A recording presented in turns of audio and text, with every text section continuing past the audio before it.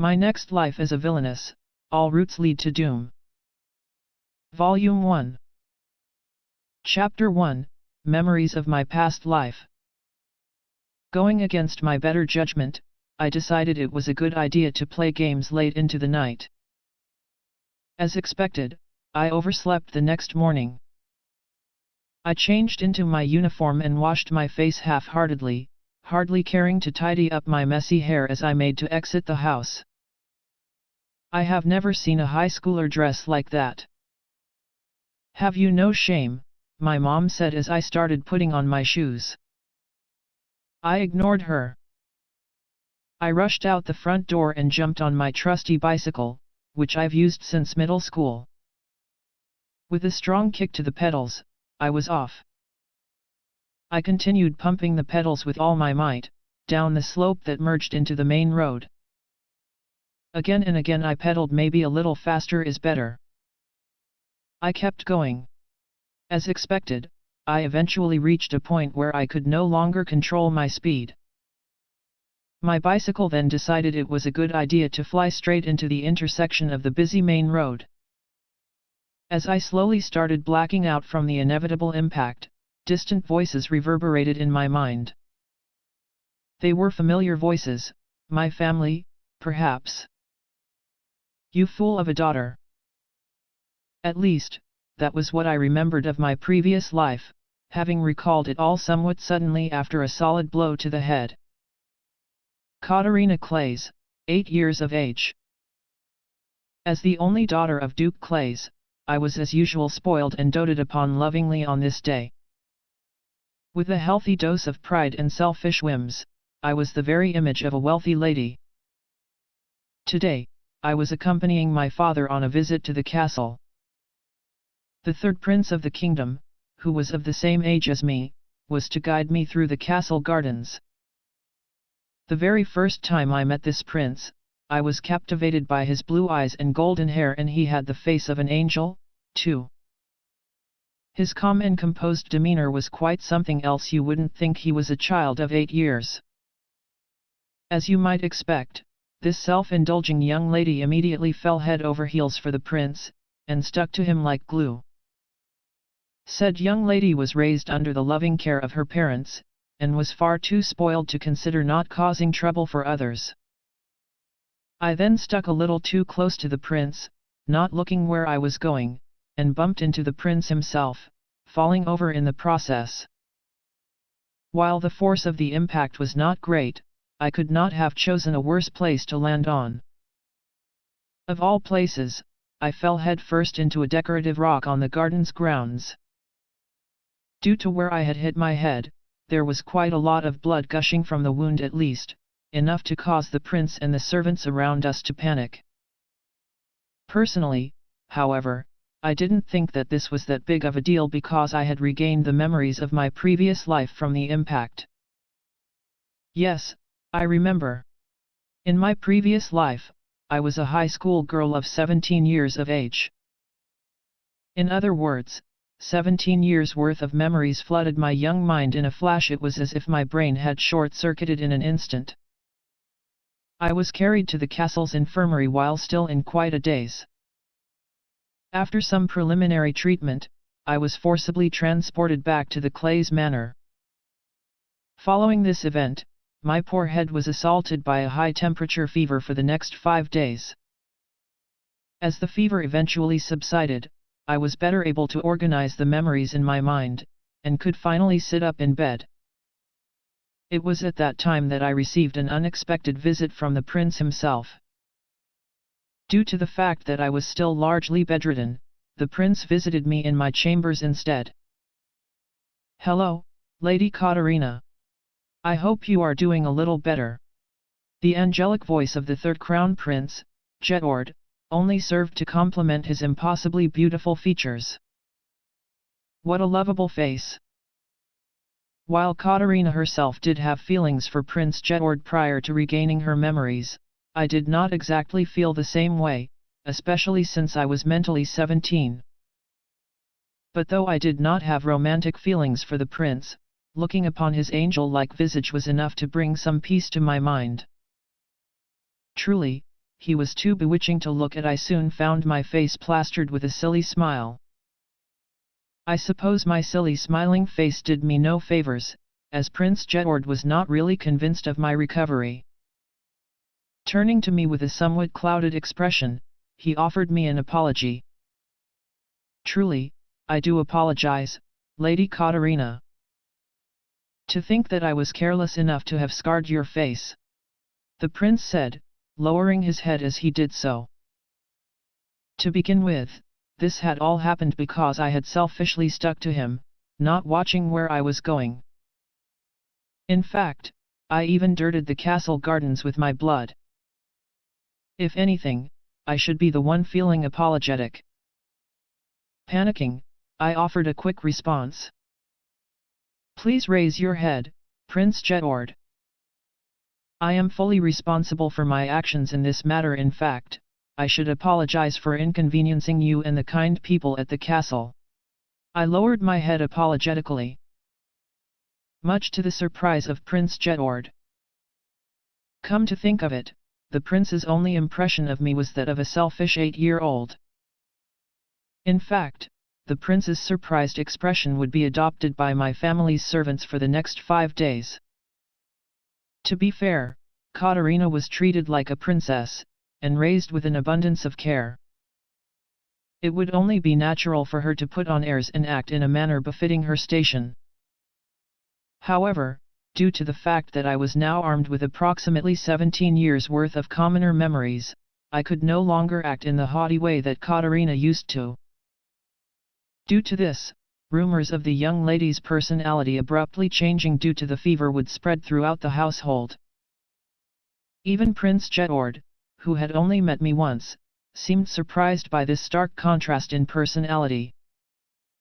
Being the capable young prince he was, however, Jedward soon recovered from his initial shock. "Not at all, my lady. If I had been more careful and observant about my surroundings, I would not have bumped into you, and perhaps you would not have ended up with a scar on your beautiful face. Please accept my humble apologies," he said, bowing his head deeply. Ah, such a charming prince, unlike the selfish Lady Catarina of the Claes household. If memory served, my accident and subsequent injury did require a small stitch to treat. A small scar of, say, a centimeter at most was left on my forehead as a result. I didn't mind, though. I was not exactly proud of my history. I was quite the naughty child in my previous life, and I frolicked around the hills behind my house with my 2 brothers from a young age. Due to that, I had been injured multiple times, with some of those injuries requiring much bigger stitches. While my mom did not approve of my behavior at first, she eventually gave up and stopped commenting altogether. As such, it seemed silly to care this much about a small scar on my forehead. "No, not at all. Please don't worry about this, Your Highness. It is a small wound, one that can be easily hidden with my bangs." "There is no problem at all," I said with a wide smile on my face. I did not intend to inconvenience the prince any more than I already had. Prince Jedward's expression, however, once again froze into a mask of shock and disbelief. I looked around. The prince was not alone in his reaction. All the servants in the room had similar looks plastered across their faces. A truly awkward atmosphere permeated the room. The first to break the silence was none other than the prince himself. Ah, such maturity for an 8-year-old. The 8 plus 17-year-old girl in the room would do well to learn from His Highness. "My lady, even if you are not overly concerned about your injury, society would not view it so. In fact, this very injury may negatively impact any future engagements, or deter potential suitors." "Oh," I replied, unsure of what else to say. The world that I had previously lived in hardly had such harsh penalties for an injury that was just 1 centimeter long. This did not seem to be the case in this mid-century, Europe-influenced world, with their noble ladies and whatnot. In a world full of political marriages, even a small disadvantage could have a great impact. Noble society was truly bothersome. As the reality of the situation dawned on me, I felt a deep melancholy wash over my being, as images of social debuts and other troublesome responsibilities surfaced in my mind. Back when Catarina only had her 8-year-old memories, she knew that debuting in society was natural and expected. Now that I have my old memories, however, I could not see it as anything but a terrible drag.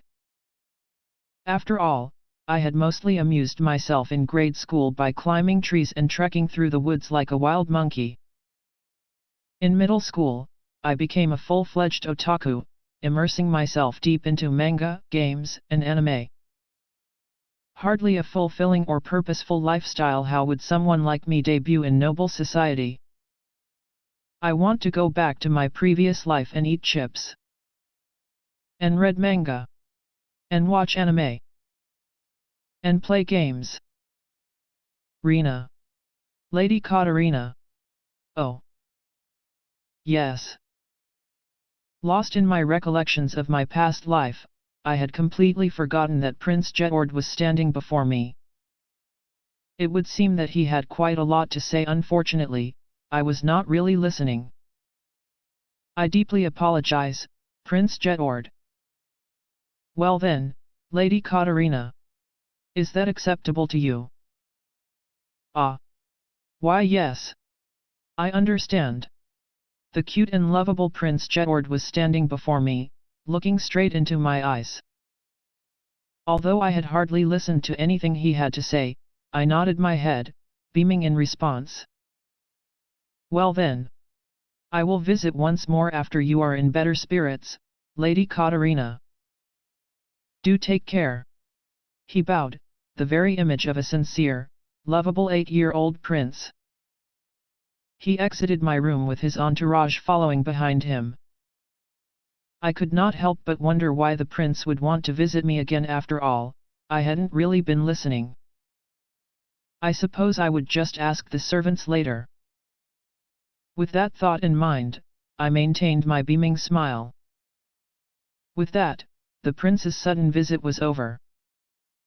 Playing host to a visitor while unwell is really tiring. I guess I should sleep a little bit more. Good night.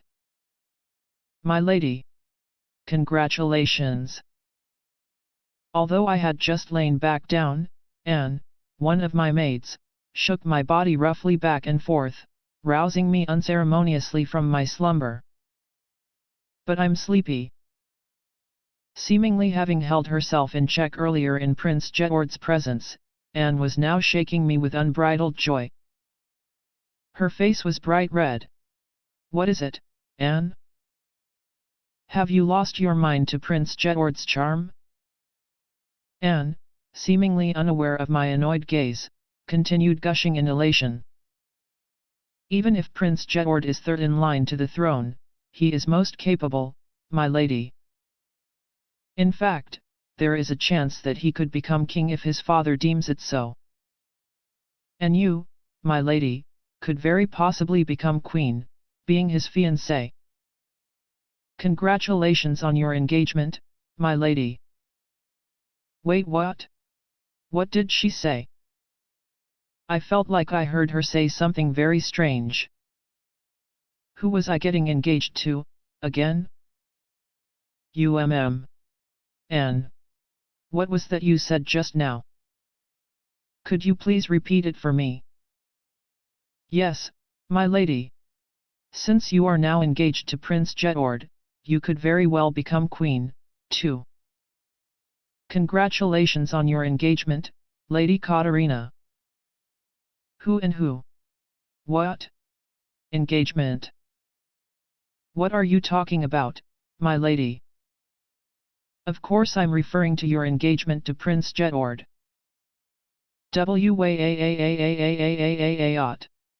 My scream reverberated through the manor's halls.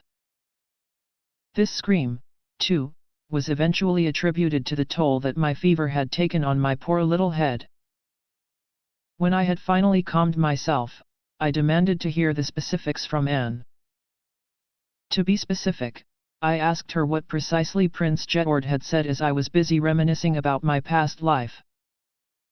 Apparently the prince felt responsible for inflicting a scar upon my forehead, so he had taken it upon himself to make amends. By amends, the prince referred to his intentions to take me as his bride. No. Wait a minute. Prince Jedward is still 8.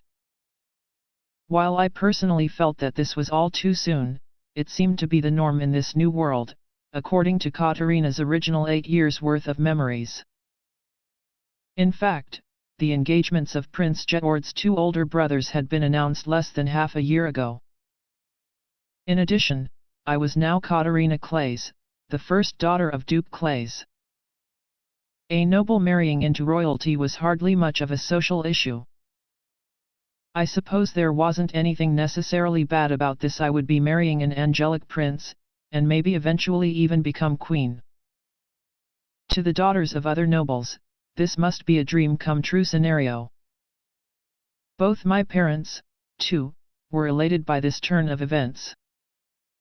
I, however, could not see it as anything but a hassle. I already disliked the idea of social debuts, and now I was engaged to a prince and could eventually become queen?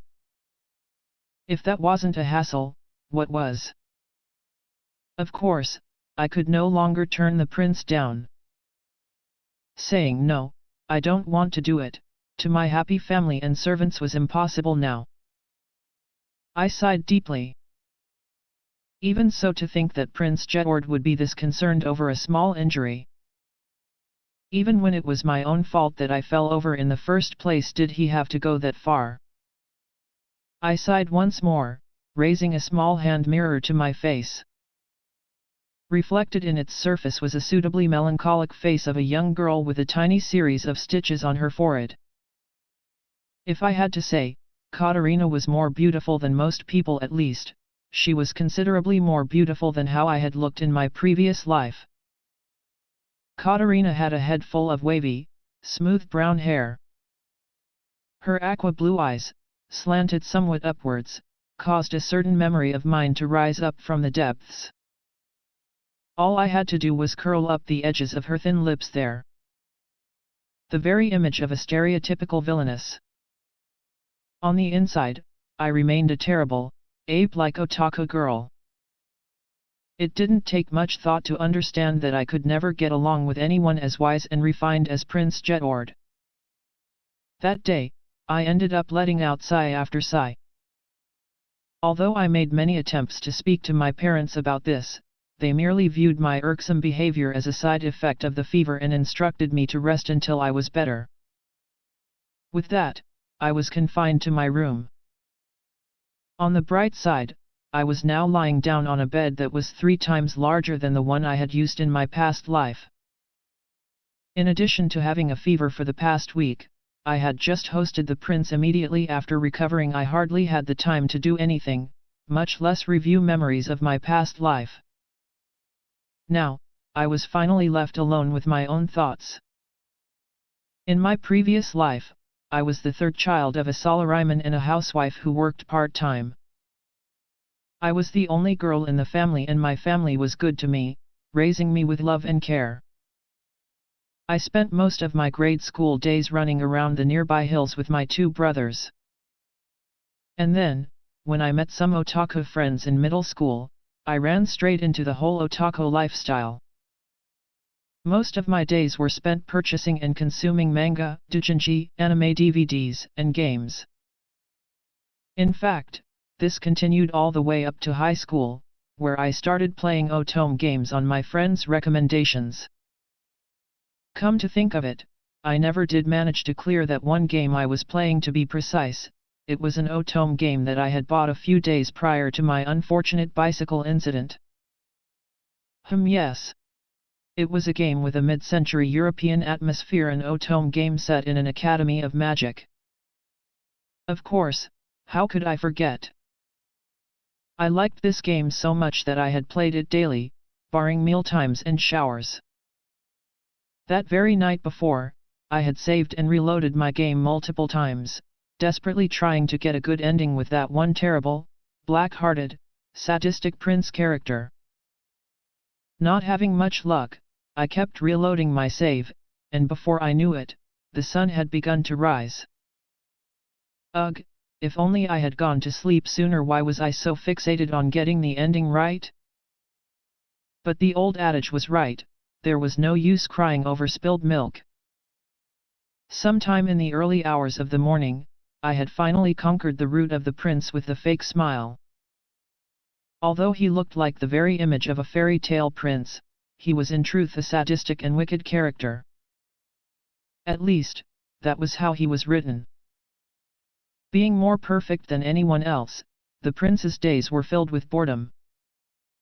The protagonist then appears before this prince, blowing away his melancholic days with her bright and energetic personality. Soon after, the prince takes a fancy to her, and the situation eventually evolves into a love story. Due to the prince being such a twisted character, however, it was extremely difficult to curry favor with him. To make things worse, the rival character in the prince's route was quite the handful. The rival character was the daughter of a rich duke, and had been engaged to the prince since her childhood. This was due to an event in which the prince had bumped into her, and she had tripped, fell, and hurt her head. She then used the resulting scar as leverage for marriage, claiming that the prince had scarred her. She binds him into an unreasonable engagement, bullying the protagonist and attempting to force the two apart. The scar, in reality, had long disappeared. While the wicked prince himself knew this, he had intended to use the scarless rival character as a means of defense against an endless stream of female suitors. In any case, that rival character was truly quite the piece of work. Even I was annoyed while playing the game. Why does all this seem so familiar? Using a scar accidentally inflicted by the young prince to secure a beneficial marriage, the oldest daughter of a duke keeping the prince unwillingly bound to an engagement. The sadistic prince character in this game his name was Prince Jedward. And the rival character's name was Catarina Claes. Panicking as the realization hit me, I sat up in my bed, raising the mirror to my face once more. Reflected within was, without any doubt, the face of the game's rival character, the Villainess. Yes, this was the face of the Villainess I had been reminiscing about. That was her role, after all. How? It can't be. For the second time in a day, my screams reverberated throughout the manor. Gossip in the manor that day, in turn, largely centered around if the young lady would need another visit from the good doctor. In any case, I had to confirm if this was indeed the world portrayed in that otome game I had played. This could be a coincidence. Just because I had the same name didn't necessarily mean I was in that world.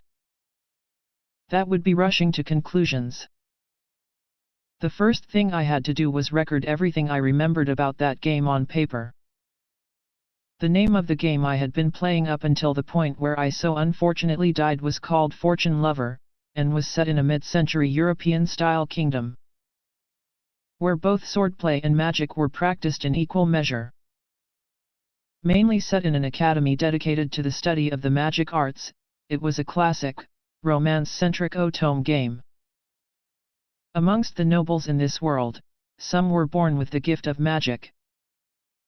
Occasionally commoners were blessed with it too, but such cases were exceedingly rare. When the wielder turned 15, they would enroll in this magic academy to learn how to better control their powers. The protagonist was a commoner who was admitted into the academy regardless of her social status due to her rare talent in magic.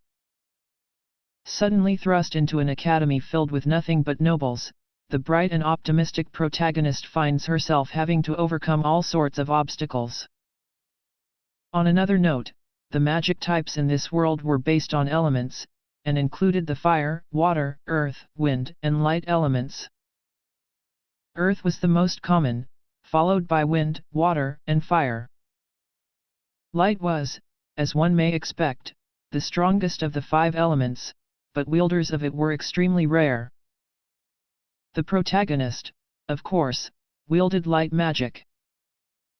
There were 4 possible romance options in the game, the first of which being the 3rd crown prince of the kingdom, Jedward Stewart. I was taking on his route right before perishing regrettably. At a glance, he was the very image of a fairy tale prince, with blonde hair and blue eyes. Unfortunately, he had a wicked and twisted personality, and was a genius who could do anything he put his mind to easily. He wasted away his days, having no interests whatsoever.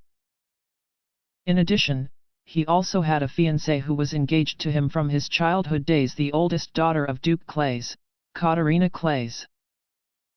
His magical element was fire. The second love interest was Jedward's twin, and the 4th crown prince of the kingdom, Alan Stewart. He had developed quite the complex due to his twin brother's outstanding capabilities, although he was hardly as twisted as his brother. Unlike Jedward, however, he had silver hair and blue eyes, and had a somewhat wild, dashing atmosphere about him. The youngest child in the royal family, he had a somewhat spoiled disposition. His magical element was water. The 3rd love interest was the adopted brother of Jedward's fiancée, Keith Claes. As his name suggested, Catarina Claes was his older adoptive sister. He had been adopted into the Claes family due to his outstanding magical potential. His adoptive mother and older sister, however, did not welcome him into the family, and his childhood was mostly a lonely one. As a form of rebellion against this neglect, he eventually grew into a flirtatious playboy. His flaxen beige hair and green eyes only served to accentuate his ladies' man image. His magical element was earth. The 4th and last love interest was the childhood friend of Jedward and Alan, Nicole Askert. He was also the son of the royal chancellor. Of the 4, he came the closest to having the mentality of a normal person. Due to his ever-present poker face and his reserved nature, however, he was a difficult character to approach. He was considerably handsome with his black hair and dark eyes, and his magical element was wind. And then we come to the infamous rival character, Catarina Claes. In the setting of this game, Catarina was the oldest daughter of Duke Claes, and had the prideful airs to match.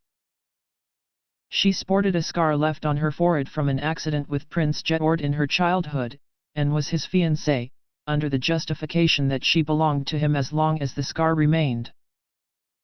The prince, in turn, was honor-bound by this arrangement.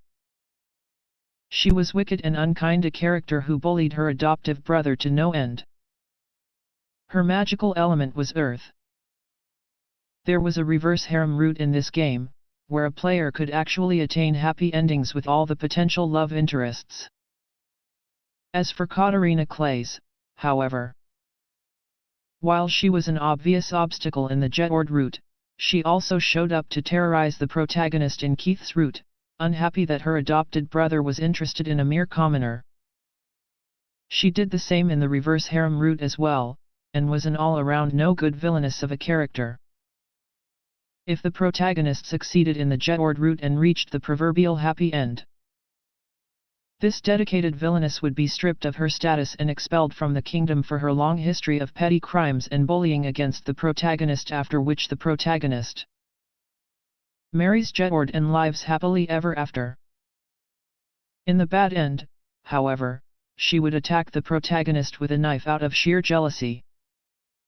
Jedward, jumping in to defend the protagonist, ends up killing Catarina in response.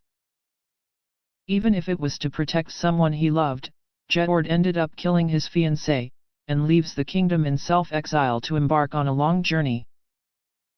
The same was true for the Keith and reverse-harem routes, with Catarina the villainess either dying or being chased out of the kingdom. That's a little strange, isn't it?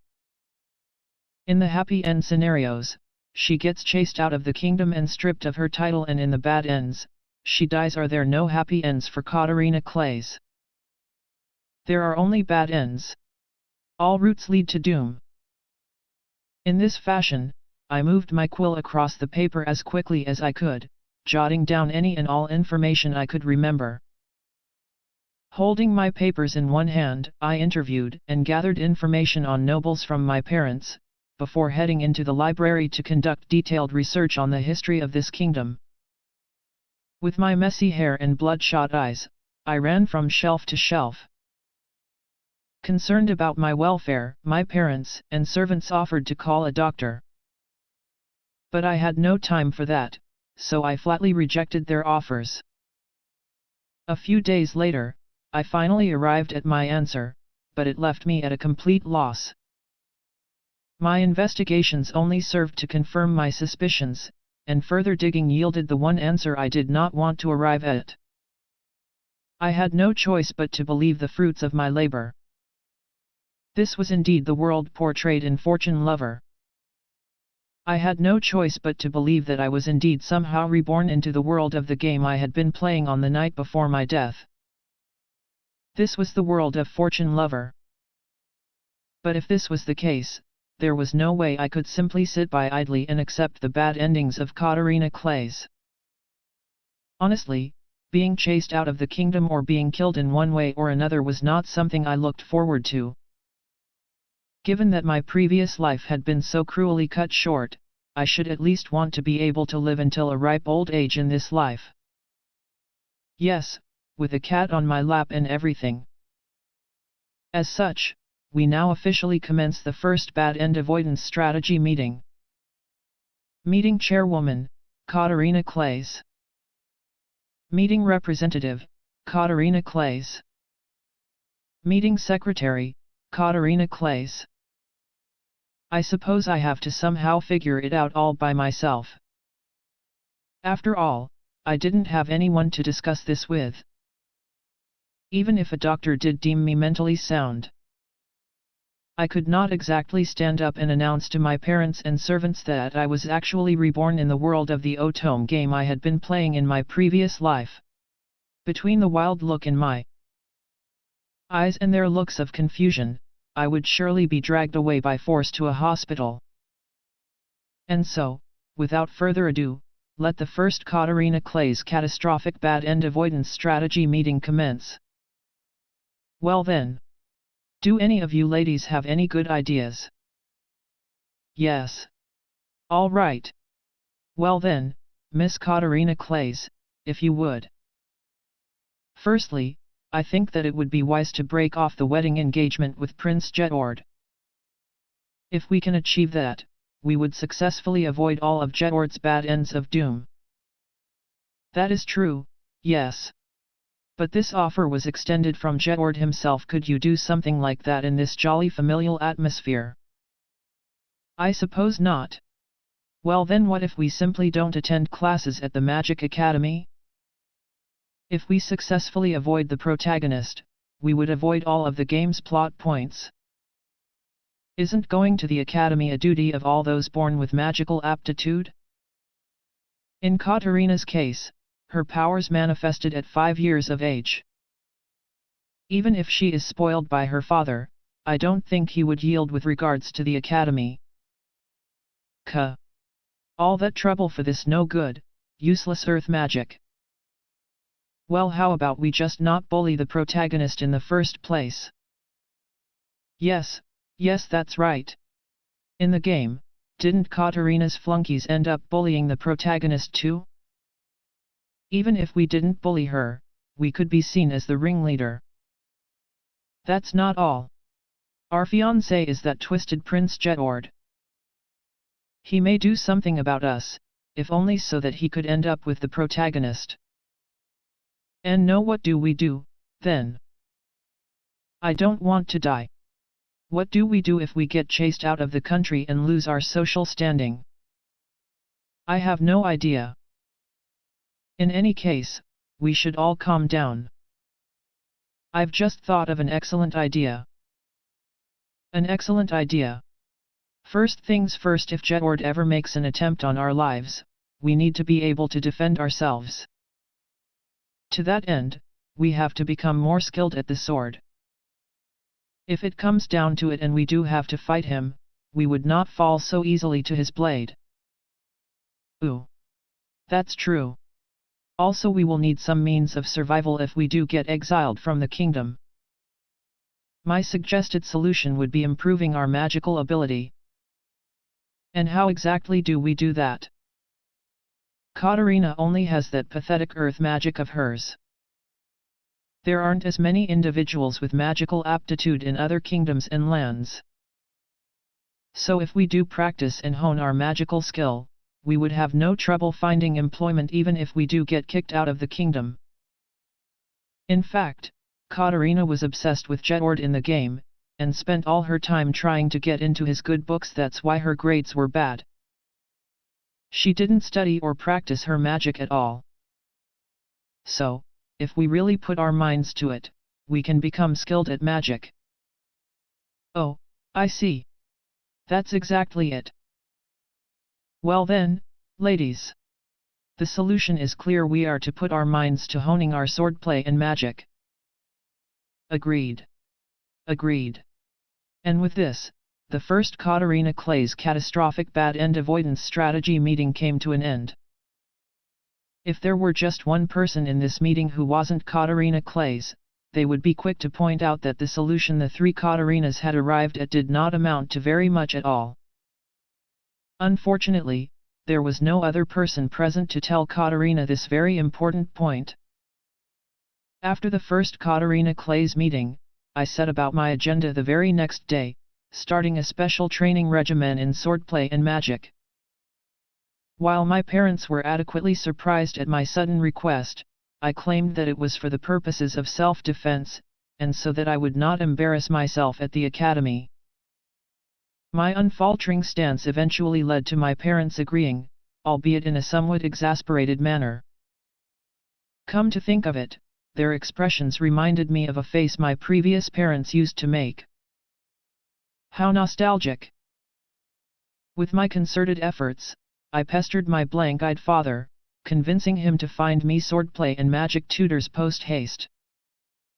While he did manage to find me an instructor for swordplay relatively quickly, a magic tutor was a little more difficult.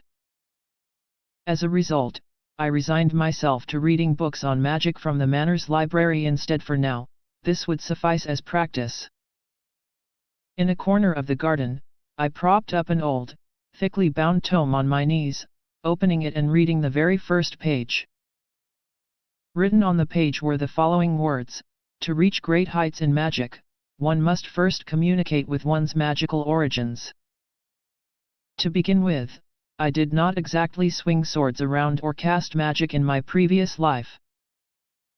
As such, there was no way I would suddenly become a magical prodigy in this world. In other words, I was starting from scratch. Communicate with one's magical origins. My magical element was earth. To make things worse, it was pathetically weak. For reference, my one and only magical spell could raise the Earth's surface by 2 or 3 centimeters.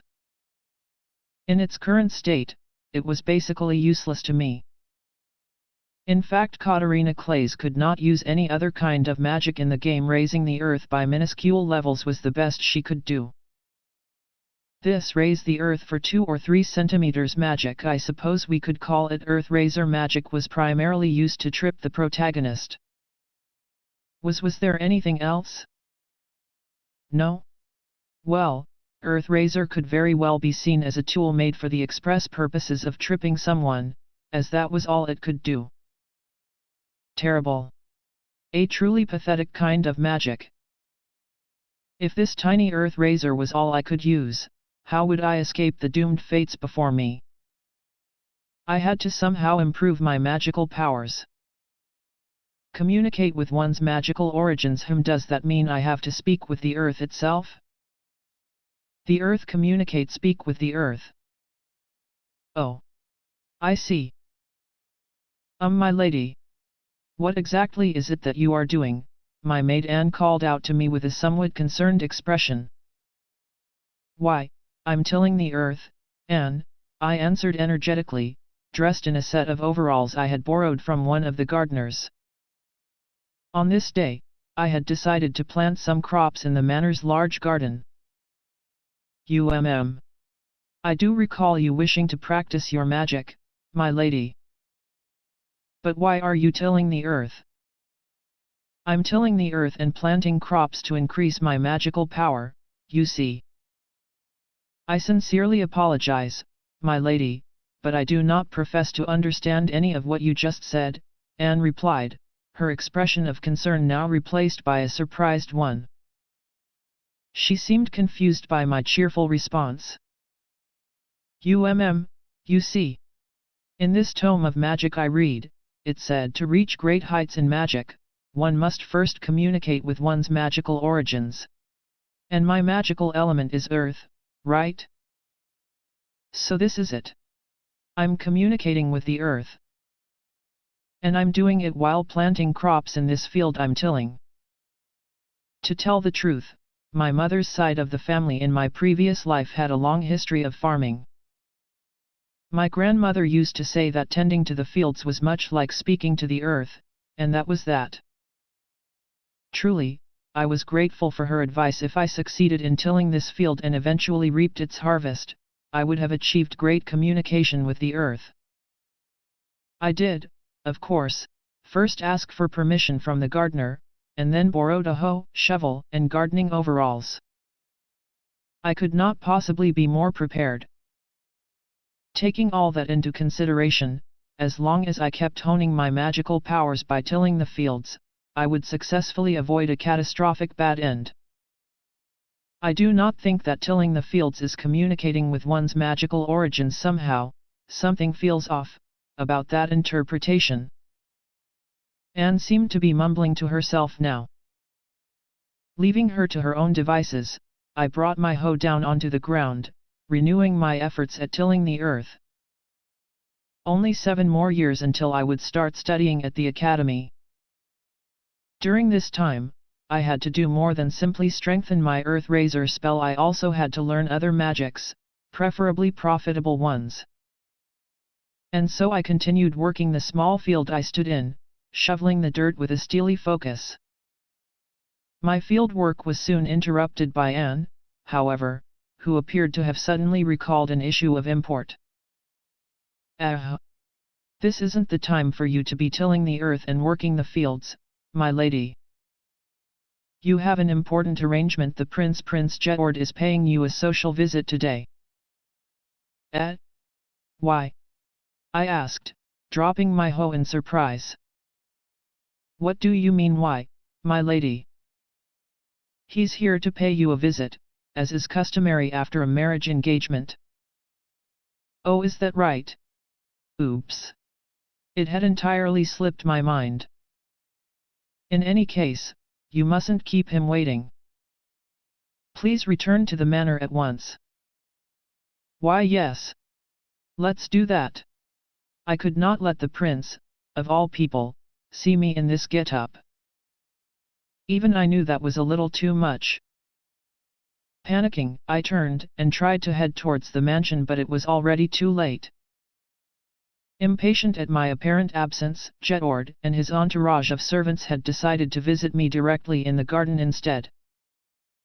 The prince's servants seemed hesitant as they laid their eyes upon me, probably confused as to why a noble young lady, who was supposed to be practicing her magical skills, was dressed in a farming get-up with a hoe at her feet. What do I do? Honestly, I had wanted to sneak back into the mansion undetected, change out of my overalls, and return to the garden with a fresh face.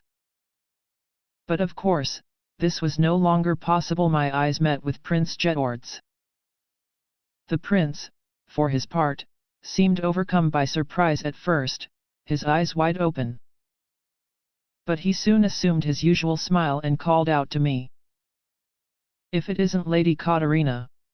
I heard that you were practicing your magic in the garden, and thought I would spectate. What exactly is it that you are doing? The prince said, his ever-lovely smile plastered across his face. While I would have likened that smile to that of an angel before, Prince Jedward was the very same twisted and wicked prince from Fortune Lover. He was a true sadist, and his smile now seemed entirely demonic in nature. It was clear that he was laughing at me, a supposedly noble lady, standing in the middle of a field in gardening overalls. This was not the smile of a cute little prince who genuinely wanted to know what I was doing. I turned to look at the servants of my household, and then to the prince's entourage. Yep. They were completely frozen, rooted to the ground. In fact, my father, who had been with the prince's group, was now deathly pale, and seemed like he would pass out at any moment. Actually, my mother had already passed out, and was currently being supported by her personal maidservants. Personally, I felt that it was meaningless to dress up in fancy clothing if I was going to be doing field work. I decided to ignore the frozen servants and my petrified parents. Yes, this was my personal form of defiance. Good day, Prince Jedward. Thank you for coming all this way. I do apologize for the inconvenience. I am currently communicating with the origins of my magic, the earth. Ahem. Communicating with the earth. Yes. I felt that the fastest and most efficient way to do so was to till the earth and work the fields, and so that was what I did. So you are tilling the earth to communicate with it? Working the fields to talk to the earth? I had answered the prince truthfully and cheerfully, and topped it off with a slight smile. In response, the prince looked downwards, his shoulders trembling. Oh no! Now I've gone and done it. Did it make him mad? Don't tell me I'll be exiled from the kingdom before I even get enrolled into the academy. I swallowed hard. After a while, the prince's shivering stopped, and he raised his head, staring straight at me. There was a smile on his face. At the very least, he did not seem angry. That was a relief. I see. Tilling the earth and working the fields to improve one's magic, a truly revolutionary way of practicing, no doubt. Is that so? It did not take a genius to understand that the prince really meant to say that I had no idea how magic worked at all. So I gave him a vague response, hoping to smooth it over.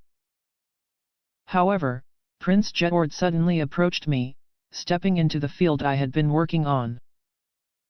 With yet another unexpected motion, he knelt down before me, holding out his right hand. Lady Catarina, I am here to discuss the matter of our engagement. A formal visit, yes. I hope you will overlook my rudeness for asking in such a place, but do you accept my proposal? Oh yes. Jedward promptly took my hand in his, before lowering his head and planting a kiss on it. Just like a scene out of a fairy tale. The fact that one of the two was dressed in gardening overalls, however, didn't really fit the image in general. Before I knew it, I had accepted the proposal of this angel-like prince if it were any other noble's daughter, or perhaps even Catarina before her memories returned. She would surely be elated at the development. As for me, however, it was hard to believe that Prince Jedward had just planted a kiss on my dirt-stained hand. In fact, I should have rejected, saying something along the lines of "I am hardly worthy of you, Prince Jedward." Oh no. I was swept along by the flow and said yes by accident. Ugh. This was bad. I could no longer take it back. What do I do? In fact, even my house servants and Jedward's entourage seemed to be looking at us in a warm, congratulatory way. It was almost like Jedward's overwhelming charm had caused everyone present to forget about the fact that I was in gardening overalls. Jedward truly fearsome. Look. Even my father, who was almost out cold mere moments ago, is clapping. Ah. My mother, however, is still unconscious. Although I have no idea how we got to this point, I suppose I am now the official fiancé of Prince Jedward, third in line to the kingdom's throne. In any case, I suppose I'll have to try even harder at tomorrow's swordplay and magic training. Jedward Stewart, that is my name. I was born in a strange position, third in line to the throne. In this kingdom, the next king is chosen by the current ruling monarch. As such, I have a chance to become the next king of these lands, but honestly speaking, such a notion bores me.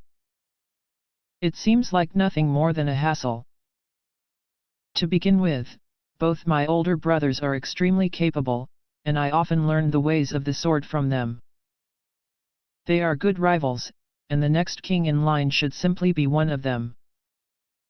I also have a twin brother. Due to his naturally weak constitution since his birth, he was fussed over by the nursemaids and our mother, and so I hardly spent any time with him growing up. Such is my role in this unfortunate affair, with most of the attention spread between my two older brothers and my younger twin. Sometimes, it almost seems like the entire castle has forgotten about my very existence. With minimal tutelage, I was able to master both the sword and my studies while my tutors had much praise for me. What of it? It is meaningless to me. I am good at reading the thoughts of others, and am well loved by my tutors and superiors, gaining their favor with a simple, fabricated smile. Unlike my older brothers, I do not have much of a goal in life, and do not really experience hardship in most matters. Each day was a requiem in boredom. Amidst this boredom and repetition, however, I got dragged into quite the troublesome affair about half a year ago. To be precise, said event was the wedding engagements of my second oldest brother, perhaps spurred by my oldest brother's engagement half a year ago. None of that really mattered to me, however, no matter the number of announcements, they were all irrelevant to me, or so I thought. Society's nobles, not having much else to gossip about, immediately focused on the possibility of the third prince getting engaged as well. While I was a largely forgotten presence at the castle, I remained popular in noble society, having paid my dues and performed the tasks expected of my role. Not a single noble in the relevant social circles had anything bad to say about Prince Jedward, third in line to the throne. As a result, a countless stream of potential brides were brought before me by their noble parents. This was, again, nothing but a hassle. It was at this very moment that Duke Claes sent a missive to me, saying that he would be bringing his daughter to the castle on his next visit, and that he would very much like for me to meet with her, a common phenomenon. Noble parents commonly paraded their young daughters before me, expecting an offer of engagement if they should suit my tastes. Due to the fact that Duke Claes wielded a significant amount of social and political strength, I could not exactly refuse, and eventually, the day arrived. My first impression of the young lady Catarina Claes was as expected. She was a spoiled, prideful, arrogant, stupid young girl. She stuck to me like mud to the heel of a boot. Most annoying. As a result of this selfish, self-induced behavior, she fell and hit her head. Truly troublesome. From what I heard, the impact had left a cut on her head, one that was deep enough to require stitching. You reap what you sow, that was what I thought as I heard the news. Well, I supposed a formal visit was in order, and then that would be the end of this affair. Lady Catarina Claes seems to have taken quite a liking to you, Prince Jedward. Do you not think that she could simply demand an engagement from you, using this injury as a front? A statement from one of the servants, but yes, I can use that to my advantage.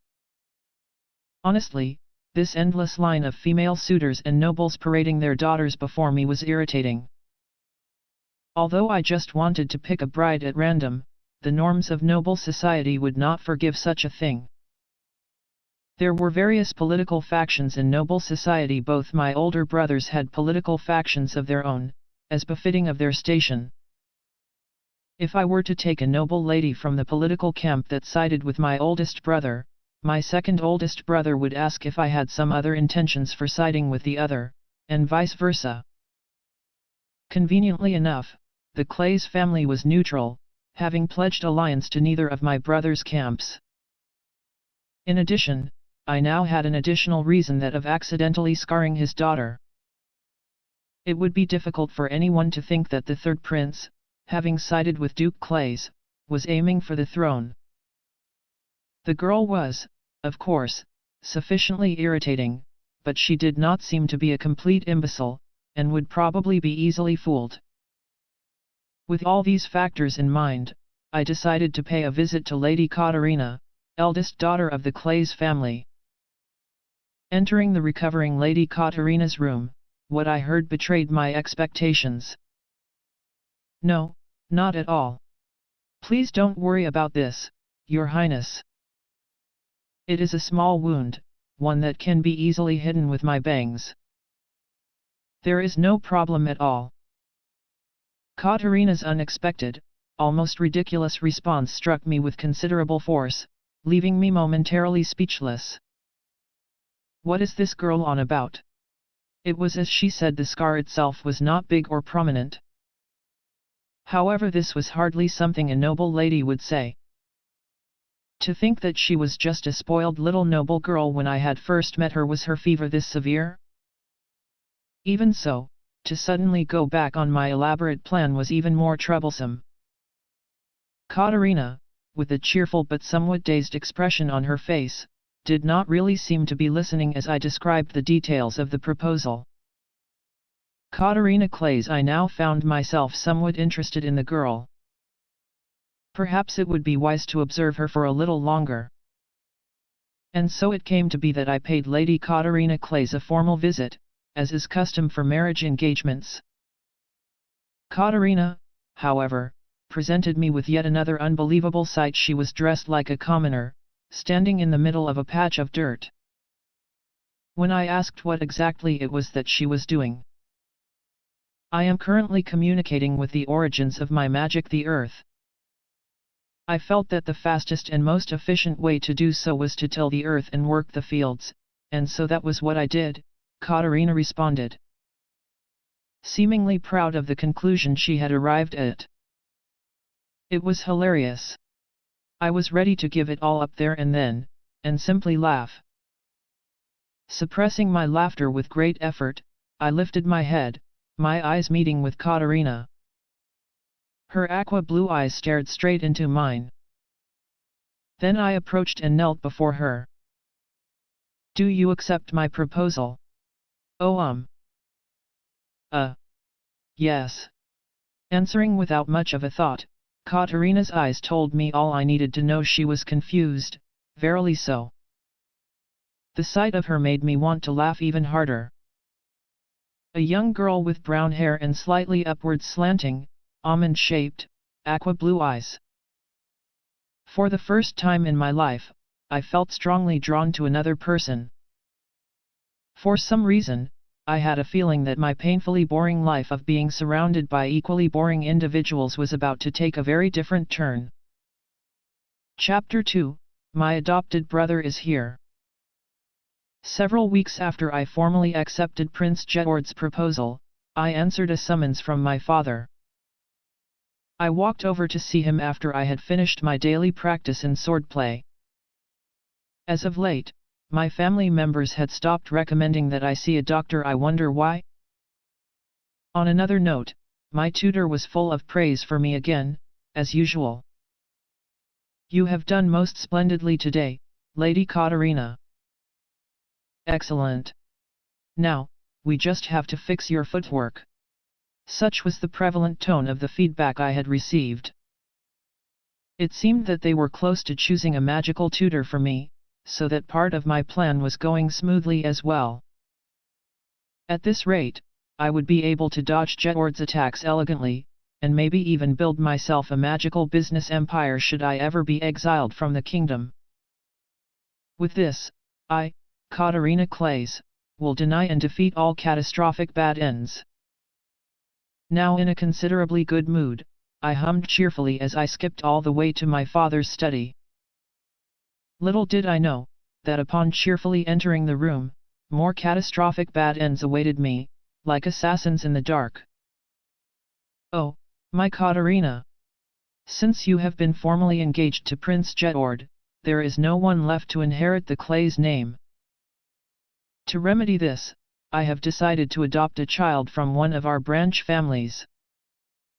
With those words, my smiling father held out his hand, and from behind his shadow came a small boy who looked to be my same age. He seemed incredibly nervous, perhaps he felt oppressed by the finery and atmosphere of the manor. With a wave of his hand, my father introduced the mysterious boy. This is Keith. From today, he will be your adopted little brother. Catarina, you are his older sister now. Please take good care of him. As if on cue, the boy approached me timidly. I'm Keith. I will be in your care, he said, obviously not used to speaking in such a manner. It's here. It's here. The second catastrophic bad end flag. With that, my previously upbeat mood was instantly destroyed. While I knew that this day would come, it felt a little too soon. Actually, it was definitely too soon. I hardly had time to come up with any contingency plans for Keith. Keith Claes, Catarina's adopted brother, and one of the 4 possible love interests in Fortune Lover. In the game setting, he was a flirtatious playboy. Stunned by this development, I stood, somewhat speechless. My father, prompting me with some well-placed eye movements, succeeded in reminding me that I had yet to introduce myself. Catarina. I'm Catarina. Nice to meet you. In response to my fumbled greeting, Keith lowered his head once more. Now only a child of 8, he hardly seemed to be the same person from the game. For one, he was not flirtatious at all. Of course, we would have quite the problem on our hands if an 8-year-old behaved in that fashion. Even so, he was a cute and lovable youth, being one of the love interests. This was perhaps to be expected. Just looking at his flaxen-colored, ever so slightly messy hair made me want to ruffle it obsessively. His blue eyes were perfectly round, he was impossibly cute. Come to think of it, I had always wanted a younger sister or brother in my previous life. My parents, however, had told me from a young age that this was no longer possible. What a cold dismissal! As such, I was delighted by the fact that I was now blessed with a younger brother. If possible, I wanted to spoil him in all sorts of ways. Unfortunately, due to the fact that Keith was a potential love interest of the protagonist, his very existence was a catastrophic bad end flag to me. While I was pleased to welcome a cute younger brother into my life, the very fact that he was a bad end flag traumatized me. But he's so cute, but ugh. Either way, I suppose it was fine for me to be happy, for now. And so I ended up adopting him into this household. Catarina, were you listening to your father? Why yes, father. Of course. I was listening. When I had come back to my senses, I realized that my father had been talking all this time. I, however, did not absorb any of it. And so Keith is tired from his long journey, as you can see. He will be resting for the day. Take good care of him from tomorrow on, you hear? My father was right. From Keith's expression alone, I could tell that he was exhausted. And with that, Keith was gone, led away by my father to his personal bedroom. After watching them disappear around a corner, I made a beeline for my room, hurrying as fast as I could. As soon as I got back, I retrieved the papers, the very same documents that I had recorded my memories of my past life on. I personally called it the archive of memories on the game I played in my past life. Immediately after realizing that I was in the world of an otome game I had played prior to my death, I had set about writing down and archiving as much information as possible. I turned to the appropriate page, locating the entry on Keith Claes. Keith Claes, a lonely, independent character. He was sired by the patriarch of the Claes branch family, but his mother was a prostitute. At age 3, he was taken into his father's care. Due to the fact that his mother was a sex worker, Keith was frequently bullied by his older brothers. On one occasion, Keith was pushed to his limit after being bullied by his brothers, and said incident awakened his magical powers. His strong powers struck out at his cruel siblings, injuring them. This act, however, caused Keith to become even more of an outcast. When the head of the branch family heard that Duke Claes himself was looking for a successor to the name, albeit one with strong magical aptitude, Keith came to mind. The boy was summarily offered to the Duke, and adopted by the main family. However, the Claes family did not accept Keith as one of their own. His adoptive older sister, Catarina, who received all her father's attention up until then, came to hate her adopted brother. To make things worse, Duke Claes' wife jumped to conclusions, assuming that Keith was the child of her husband's non-existent mistress. She, too, distanced herself from Keith. Faced with the potential wrath of the young lady and Madame Claes, even the servants of the house were powerless to help him openly. Keith would spend most of his time alone, cooped up in his room. To cover up his childhood trauma and feelings of abandonment, Keith would in turn become a womanizer, building up quite the terrible reputation. After enrolling into the academy, Keith would meet the protagonist, first approaching her with his flirtatious playboy facade. He would, however, eventually be drawn to the protagonist's gentle nature, her bright smile slowly healing the pain he had felt over the years. Before he knew it, he becomes the charmed one.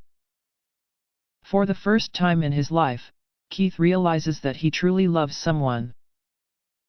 As expected, Catarina Claes plays quite the huge role in this route, living up to her villainous reputation. Enraged at the fact that the mere commoner of a protagonist had the gall to speak to someone from the Claes household, Catarina continually bullies Keith and his newfound love. All in the name of keeping the noble bloodlines pure. And what awaited Catarina at the end of the Keith route was. In the happy ending, the protagonist succeeds in romancing Keith. Much like Jedward's scenario, Catarina is stripped of her title and exiled from the kingdom for her continuous harassment of Keith and his love. Soon after, Keith would leave the Claes family, eloping with the protagonist. In the bad ending, Keith fails to protect the protagonist from one of Catarina's ploys, and is severely injured and scarred in the process. Having sunk into the depths of despair, Keith summons up a powerful burst of magic, killing his sister in retaliation, before disappearing into the far corners of the lands. Taking in all the relevant information, I sighed deeply. How could this be? Why does Catarina Claes have no happy ends? These are all terrible bad endings. In fact, if anything had changed, it was how Catarina died. By the sword, by magic to be fair, she worked hard as a villainess. How could she only have bad ends? This is too sad. And so it came to be that we held yet another strategy meeting, determined to rise up from the ashes against yet another catastrophic bad end flag. Without further ado, let the second Catarina Claes catastrophic bad end avoidance strategy meeting commence.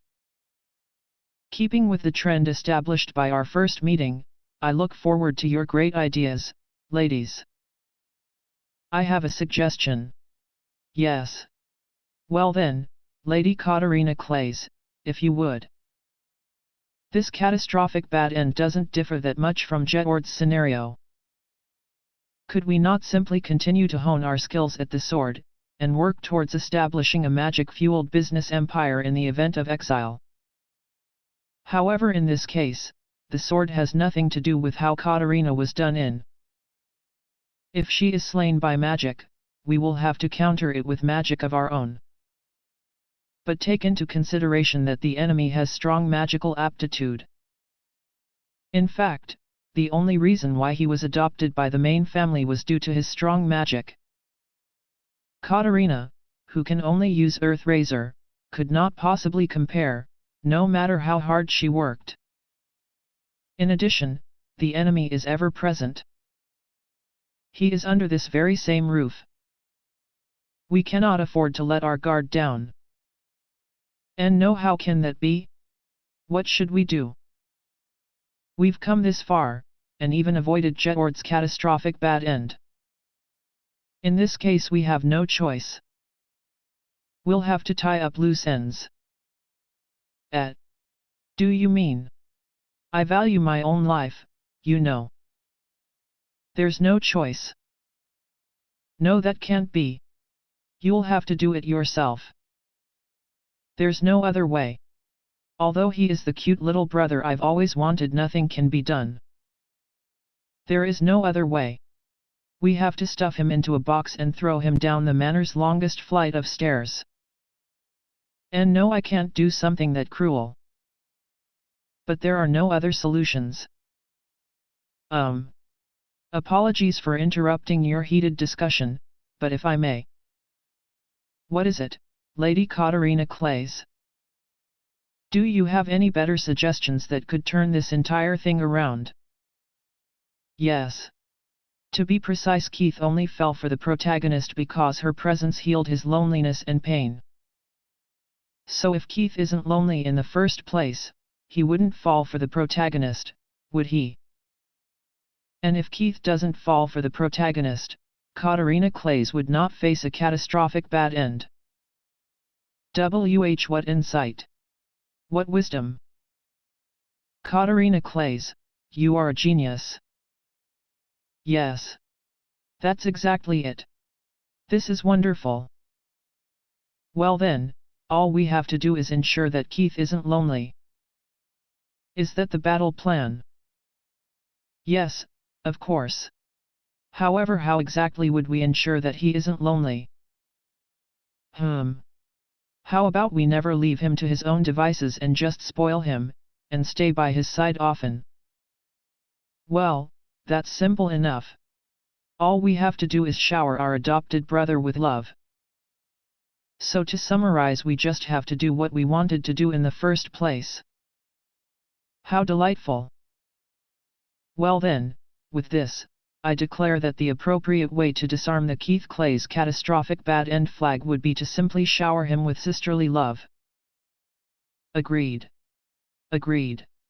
And with this, the second Catarina Claes catastrophic bad end avoidance strategy meeting came to an end.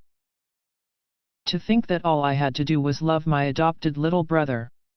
This is far too amazing for me to believe. I'll invite him out to play tomorrow. And with that, I promptly fell asleep. I did, however, forget one important detail.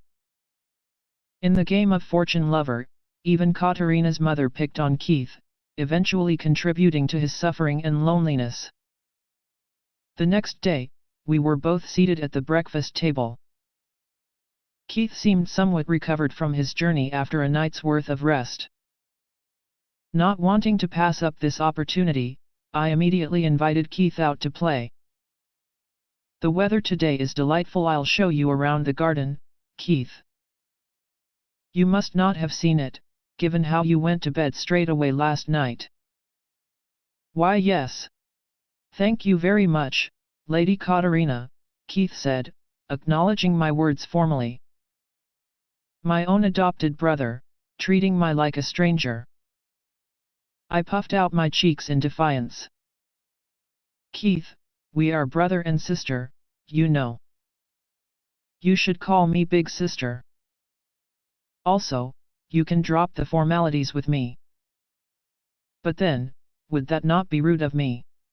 Keith said, somewhat wary of my suggestion. Ugh, we're siblings, Keith. It's fine.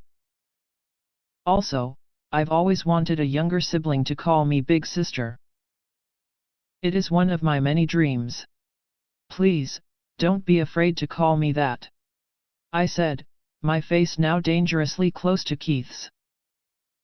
In my excitement, I had forgotten to monitor my behavior. Keith now looked adequately taken aback, and was shrinking into his seat. Then, at my fervent request, Keith finally referred to me as big sister. Oh, cute little adoptive younger brother of mine. This is pure bliss. With that, I pulled Keith behind me as I ran out of the manor and into the garden. The clear blue sky and good weather made it a perfect day for a walk. As expected for a duke's manor, it was pointlessly and impossibly large. In fact, a small stream ran through the grounds, complete with the obligatory pond. There are fish in this stream, Keith. We can fish here. Fish. Keith, who had been peeking out at the stream from behind me, seemed surprised as he heard this. Yes, fishing. Have you never done it before? No, I have not. I'm pretty good at it, you know. We should try it together next time. You have fished before. Yes, I'll teach you all I know, Keith, I said, nodding proudly. This only served to amplify Keith's surprise, however. In fact, he had been like this for the past few minutes. While I had not yet fished since becoming Catarina, I did fish up baskets of carp and crayfish in my previous life. As such, I had the utmost confidence that I would be able to do the same in this life as well. Next, I led Keith to the fields. Ever since my first encounter with Prince Jedord, I had received a lot of assistance from the gardeners and servants with regards to my little project. And small sprouts of various vegetables now peeked out of the tilled dirt. This over here is an eggplant and there are the tomatoes, I said, pointing out the crops to Keith. It would seem that the vegetables in this world were largely the same as those I had seen in my previous life. Fields? Did you make this field, big sister? Yes, I did. In the beginning, I was doing it myself, but I guess it's a little difficult for a complete amateur. Now, the gardeners and servants help me with it. I promised that we would hold a party and cook up a storm after the harvest. Make sure you have some as well, Keith. At my words, Keith's expression of surprise seemed to have reached its zenith. He had been like this all day. Looking at Keith's cute face and perpetually open, gaping in surprise mouth, I couldn't help but recall his original character settings. Keith, who had spent all his childhood cooped up alone in his room. He probably never really had the chance to play outside, let alone see any of these sights. I wanted to show more and more things to him. Keith, I'll show you my favorite place next. I grabbed Keith's hand once more, leading him away in a flurry of footsteps. Here it is, I said, pointing to a large tree on the outskirts of the garden. It was the largest tree on the family manor's grounds, and was my definite favorite. I would often read books under it, or take naps in the shade. But more than anything else, the scenery you see from up there is the best. It was as I said, the view from the top of the garden's tallest tree was indeed spectacular. According to my memories, Catarina was not very interested in climbing trees. I, on the other hand, was once known as a wild monkey for my tree-climbing tendencies. Naturally, the prospect of climbing such a tall tree excited me. In fact, I had marked this tree for climbing quite a while ago, and had eventually managed to make it all the way to the top during breaks from field work. Tree climbing. Yes, tree climbing. Have you climbed a tree before, Keith? Keith, with his mouth still open wide and gaping, shook his head in response. That would be a no, I suppose. Well then. I will teach you all I know. First, observe my movements. With that, I took off my shoes and tossed them carelessly to one side. After hiking up my dress, I latched onto the tree's trunk and began climbing it. Although the dress hampered my mobility more than my typical gardening overalls did, such an obstacle could not possibly stop me before long. I had made good progress. Such was the power of one who was known as the giant ape of the backyard hills. My tree climbing had apparently caused my family great embarrassment, however, and many a time they pleaded with me to stop. I continued my ascent. Now used to the dress, I entered a focused state of mind, increasing my speed as I climbed. Faster and faster I went. The genius of tree climbing, the wild monkey. I had many names, but I did have one flaw. And that was getting a little too ahead of myself. My parents, and even my teachers often had the same warning to give. In fact, this very flaw was the reason why I had so untimely passed on from my previous life in the first place. Even after dying once and having been reborn, I unfortunately still had that same flaw plaguing my mind. I suppose old habits die hard. Having reached the middle of the tree, I turned, waving to Keith at the bottom with a beaming smile on my face. Safety was no longer a consideration. Feeling somewhat invincible, I intensified my waving. This, of course, predictably led to me losing my balance and falling off the tree altogether. As I fell in slow motion down onto the garden grounds, my previous family's parting words echoed in my mind. You fool of a daughter! With a tremendous thud I landed, bottom first on the ground. I steeled my mind. It was impossible for me to not have been injured, having fallen from such a height. But it doesn't hurt very much at all. Am I that sturdy? In fact, it feels like I had landed on something soft. I turned my gaze downwards. Keith. Did my cute adopted brother become a soft cushion for my behind when I wasn't looking? In fact, why does it look like I've landed on him bottom first, and why is he sprawled out on the ground like that? No.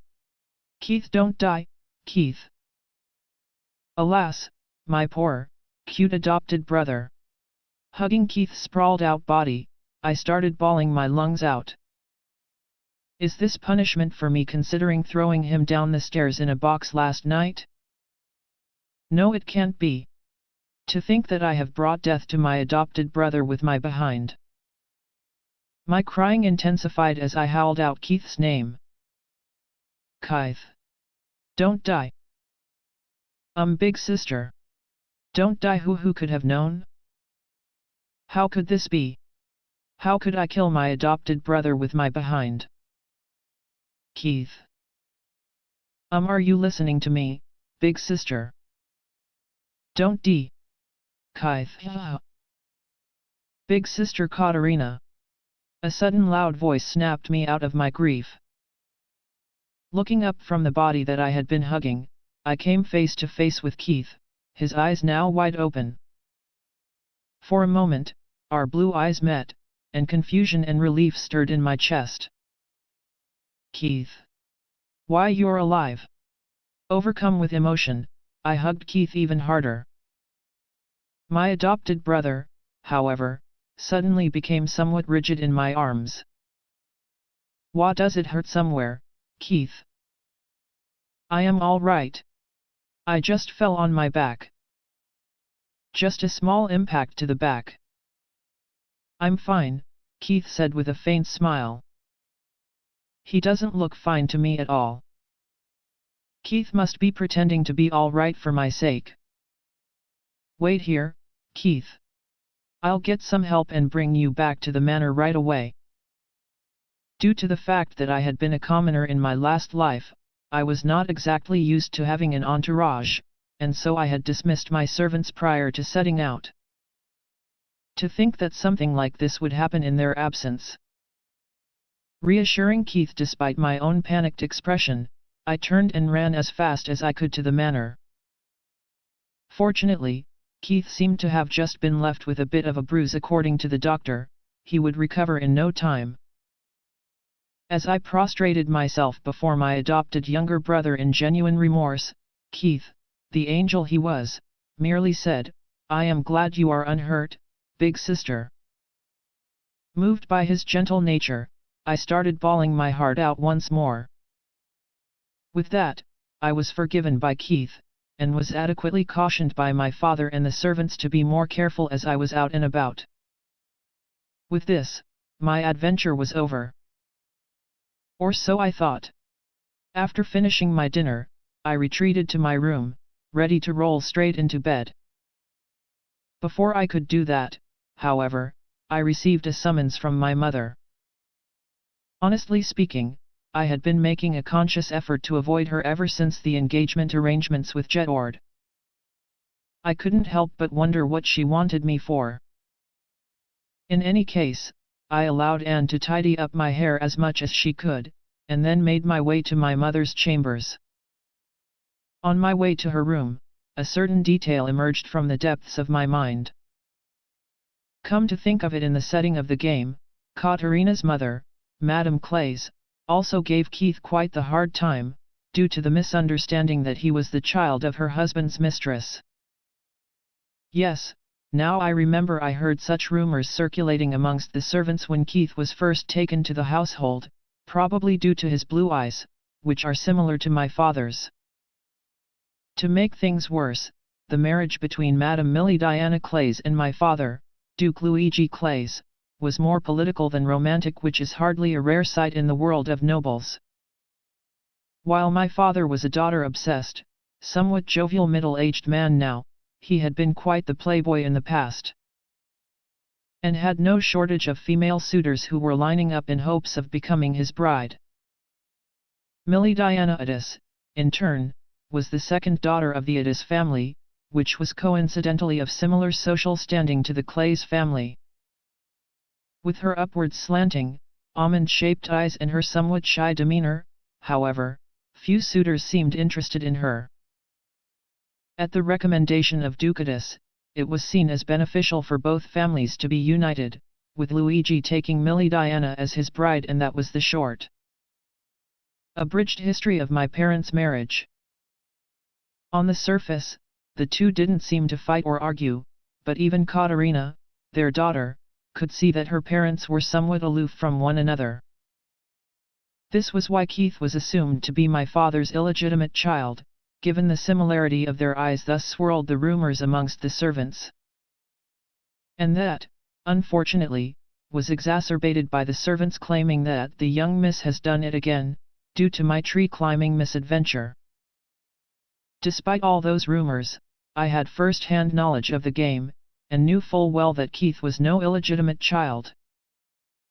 My mother, however, did not have that privilege. For both their sakes, I had to make sure that the truth of the matter was understood. At that moment, my thoughts were interrupted by a set of imposing doors. We had arrived. Upon entering the room, I was surprised to see my father and Keith there as well. What is this? I had no clue what was going on. I looked pointedly at my father for an explanation, only for him to glance back absent-mindedly, as if he didn't know what was happening either. Keith, of course, knew little of what was going on. If anything, seemed to be just standing around in a pointlessly large room. Finally, seeing fit to disrupt the strange atmosphere, my mother started speaking. "My dear husband, Catarina, Keith, I have an important declaration to make," my mother said, an expression of deep sorrow coloring her features. "What is this all of a sudden, Diana?" My father's expression hardened as he gazed upon my mother's pained face. My mother, in turn, lowered her head in the general direction of his gaze. Then she said, "Please divorce me, my dear husband, and live happily ever after." Complete silence filled the room in the wake of this sudden statement. My father, I myself, Keith, and even the servants collectively held our breaths. My mother continued, disregarding our shocked faces. To take an unwanted woman such as myself as your bride was one thing, but look. Even the single daughter born of my body has turned out to be such a terrible child.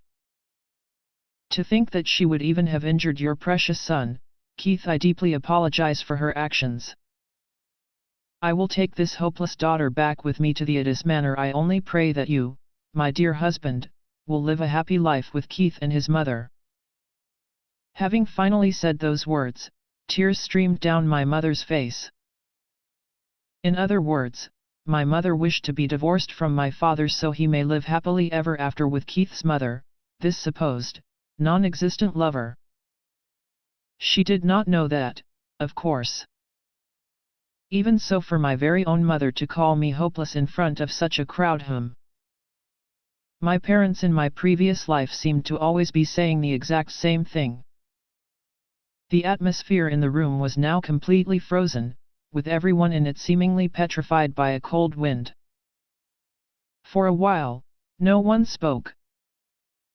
The first one to break that silence was my father. What are you saying, my dear Millie Diana? To begin with, who is this mother of Keith, that you keep speaking of? You don't have to hide it. I know that he is the child of you and your mistress. This wife that you took in the name of a political marriage will disappear with her hopeless daughter. I only pray that you live a long, happy life with your new lover. So there you have it, Catarina. Pack your things. My mother wailed, tears continuing to fall from her bloodshot eyes. It almost seemed like she was ready to fly out of the house at the slightest provocation, and she would even take her hopeless daughter along too. While I did understand how my mother was feeling, I never knew that she was this desperate. It seemed like that I fell from a tree and landed on Keith. Incident had caused a certain floodgate within my unfortunate mother's mind to burst open. Will they really divorce each other just like that? Yet another collective silence fell over the room. All the servants and I could do was watch on. My father, having moved to my mother's side at some point in time, slowly put a hand on her quivering shoulder. He, too, had a sorrowful expression on his face as if he was ready to start crying any moment as well. But of course he would react in this way. He had just been accused of adultery, and was now almost about to be divorced. If anything, it would be strange if he had reacted in any other way. My dear. My mother looked up at him, her eyes seemingly ready to melt from the sheer amount of tears that had been shed. Oh, Millie Diana, when we were engaged, I could see in your eyes that there was something dividing us. I had assumed that it was because we had gotten married without your permission and blessing that you have never found it in your heart to forgive me. Well, no, that was because you had many other brides to pick from, my dear husband. The only reason you chose me was to improve the relations between our families, was it not? Because of your obligations towards Ducatus? You had no choice in the matter, and I had always regretted that. My father, however, suddenly hugged my mother tight at the end of her monologue. What was this sudden development? The entire room, as confused and surprised as I was, still watched on silently. Oh, my dear Millie Diana, so that was what you had thought all along? I am so sorry to not have made clear my true feelings. Because of that I have caused you so much pain. Millie Diana, allow me to say it again. I love you. My dear. When Ducatus first introduced me to you, I fell for you there and then. When I heard that the Duke had not decided on a potential engagement for you, I was elated. Beside myself. I decided that I had to make you mine under any circumstances, and so I rushed the entire affair. After that, you always avoided me. I thought that you hated me for what I had done, for forcing you to marry me.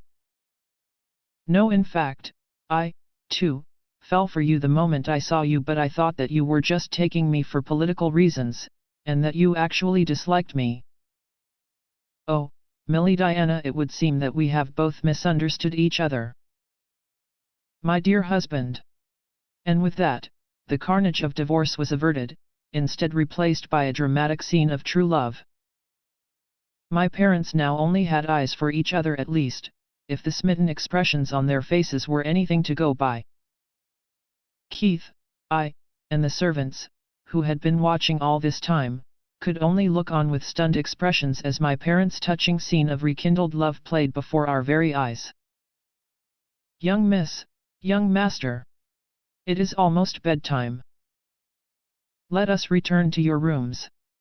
One of our loyal servants said before shepherding us out of my mother's chambers. The other servants left as well, and I was very sure that the world within those closed doors was now strictly reserved for the Claes couple. For a while, we stood outside the room as the servants filed out, before eventually being led back to our rooms. Before I returned, I wished Keith good night, thanking him for his patience throughout the entire affair. Keith responded in kind, albeit with a somewhat troubled expression on his face. Good night, big sister, Keith said as he retreated to his room. Yes, I suppose he really was tired. Now that I think back on it, my father often praises my villainess-like face as angelic. To be precise, he often called me his angel, cutest in the world.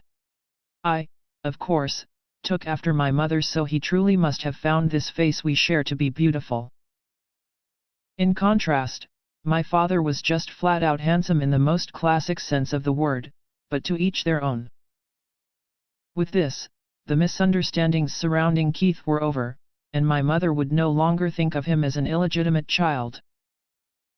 She would no longer bully him, either. The entire situation was wrapped up, without any more unpleasant surprises. With that, the sun finally set on one of the most pointlessly long days of my life. A few weeks had passed since the Catarina fell out of a tree and nearly flattened her adopted brother and the Claes couple's divorce crisis incidents. Since then, there had been nothing but peaceful days. I had finally been assigned a magical tutor, and I was slated to begin seriously training my magical skills soon. Keith, my adopted brother, had gradually become used to the household, and had grown much closer to me. If I had to describe a recent problem I had been having, it would be that of the black-hearted Prince Jedward showing up at the manor on a regular basis after our engagement. He had apparently heard of my tree misadventure from an unknown source, and turned up to ensure that I was well.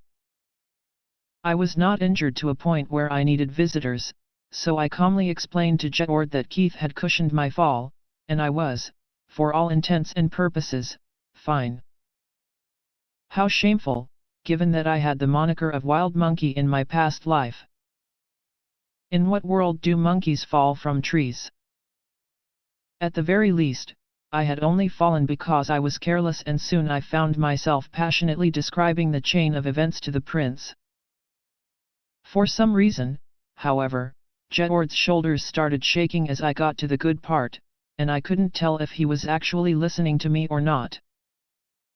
On another note, my parents, having overcome the trauma of the Claes couple's divorce crisis incident, had become impossibly lovey-dovey, much to the embarrassment of their daughter. Oftentimes, I felt like the two should just up and make a whole new world for themselves. At this rate, I was in store for one more brother or sister. Honestly, I would really like for them to calm down soon. In fact, my mother, who had been so cold and cruel to Keith in the game, had now changed her entire demeanor. Perhaps it was due to her newfound love with my father. All she had to say about Keith was how he would be, beautiful and dashing when he grows up, just like your father. In fact, she spoiled him on a regular basis, leaving me, her actual daughter, unattended. Even my father's catchphrase changed. He now says, "Catarina, you are exactly like Millie Diana. The cutest in the world," on a regular basis. And with this, the originally fractured and sorrowful Claes family, as per the game's settings, had now evolved into a warm and loving one. One day after finishing our swordplay practice, Keith and I visited the fields in the garden. In addition to his overall lovability and gentle disposition, my cute adopted brother had quite the talent with the sword, and was praised by our tutor today as well. I felt very proud of him, as any good big sister should. I was praised on my constantly improving swordplay too, although there was still something to be said about my footwork. As expected, the crops were growing well, and seemed bigger day after day. I never asked, "Big sister, but why did you make these fields in the first place?" Keith asked, staring at a sprouting cucumber plant. "Oh, right. I guess I never did tell you about it, Keith." I told Keith about the entire process, namely, how I had originally intended to communicate with the origin of my magic, the earth. I had long since forgotten my original intent, and was instead raising the crops as a hobby of sorts. Tilling the earth and working the fields to communicate with one's point of origin and improve one's magic? Something about that is off.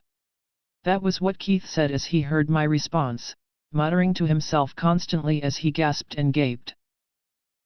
Haven't I seen this somewhere before? Perhaps I was just misremembering things. Come to think of it, Keith. You have strong magical aptitude, yes?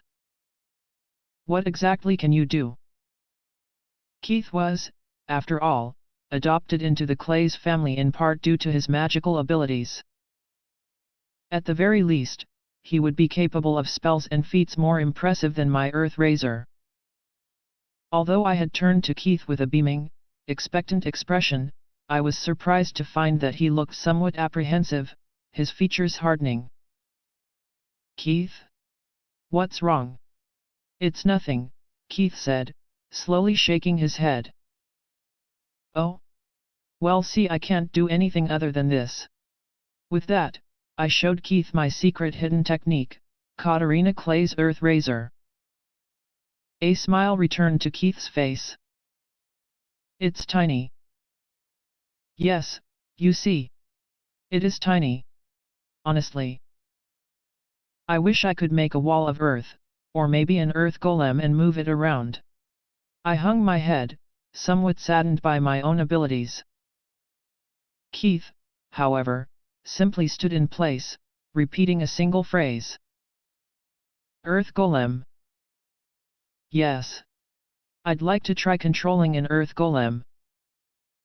If memory served, Keith did indeed have the ability to control golems made of earth, and he used this power to help the protagonist at various points in the story.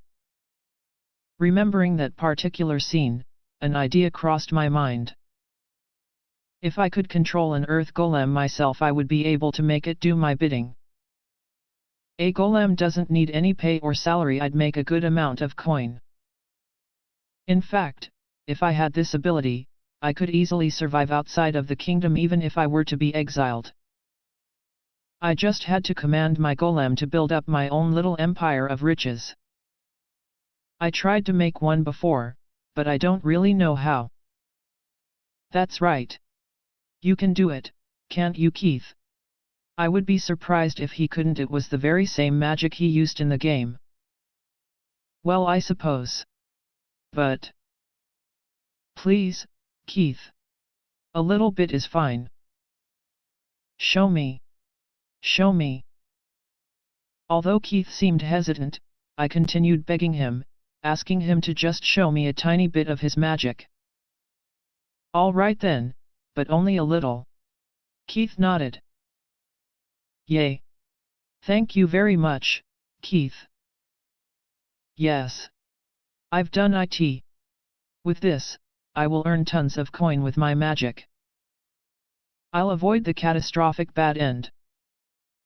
Yes, Yes. I might even establish the Catarina Corporation. I was so happy that I did a little jig on the spot. Apparently, Keith had played with dolls made of earth when living at his previous home. After his abilities had awakened, his magic crept into these dolls, in turn making them move. For the purposes of this demonstration, Keith crafted a small golem from the garden's soil, about 10 centimeters tall.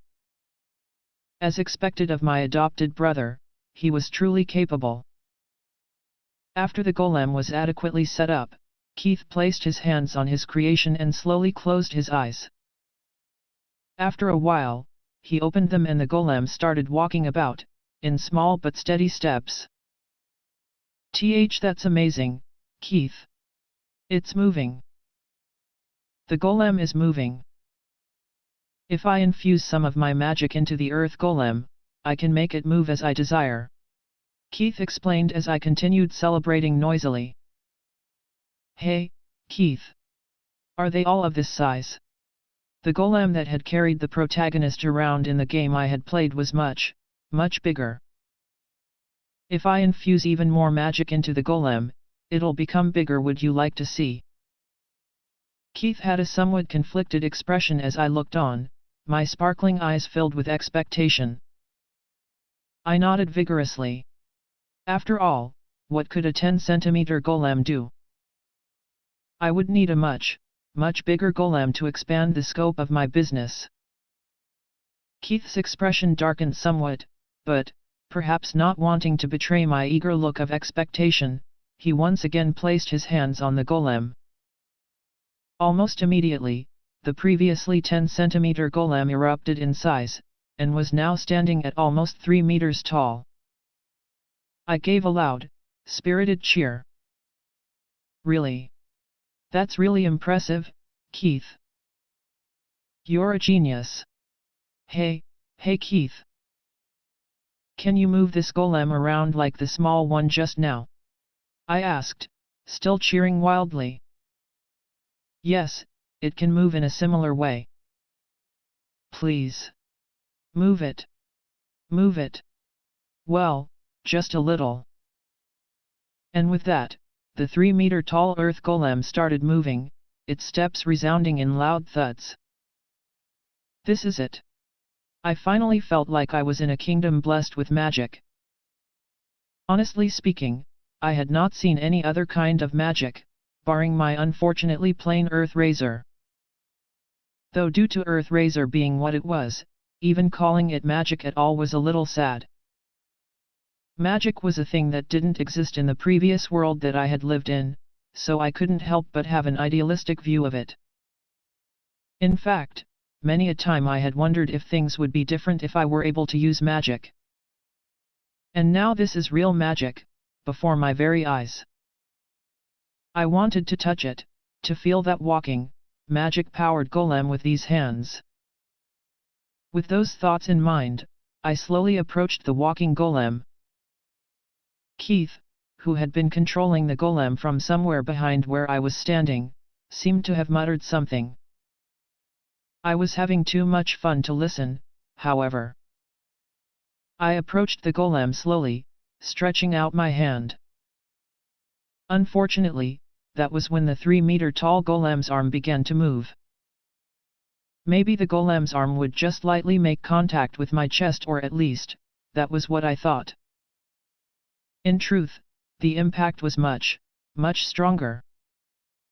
My small body was launched up and away, soaring through the air, before coming to an abrupt landing headfirst on the cold, hard ground.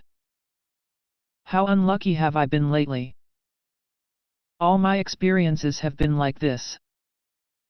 From the depths of my rapidly fading consciousness, I could hear Keith's voice, repeatedly calling out to me. Ah, there's my cute adopted brother, worrying about me again. I'm sorry, Keith. And with that, my vision and thoughts faded to black. When I awakened, I was on a familiar surface, the bed in my room. Before me was a middle-aged man, his face full of snot and tears. Ah, the equally familiar face of my father. Catarina. You're awake, my father exclaimed, hugging me tight. The force of his paternal gesture sent a dull, throbbing ache through my body. Dear father, quite a lot of your snot has stuck to me, you know. Please. Not the face, just not on my face. If he kept this up, I would have to wrestle my father's snot-covered face off my own. Catarina, now that you are awake, how do you feel? This time, it was a question from my mother. How do I feel? Do you not remember?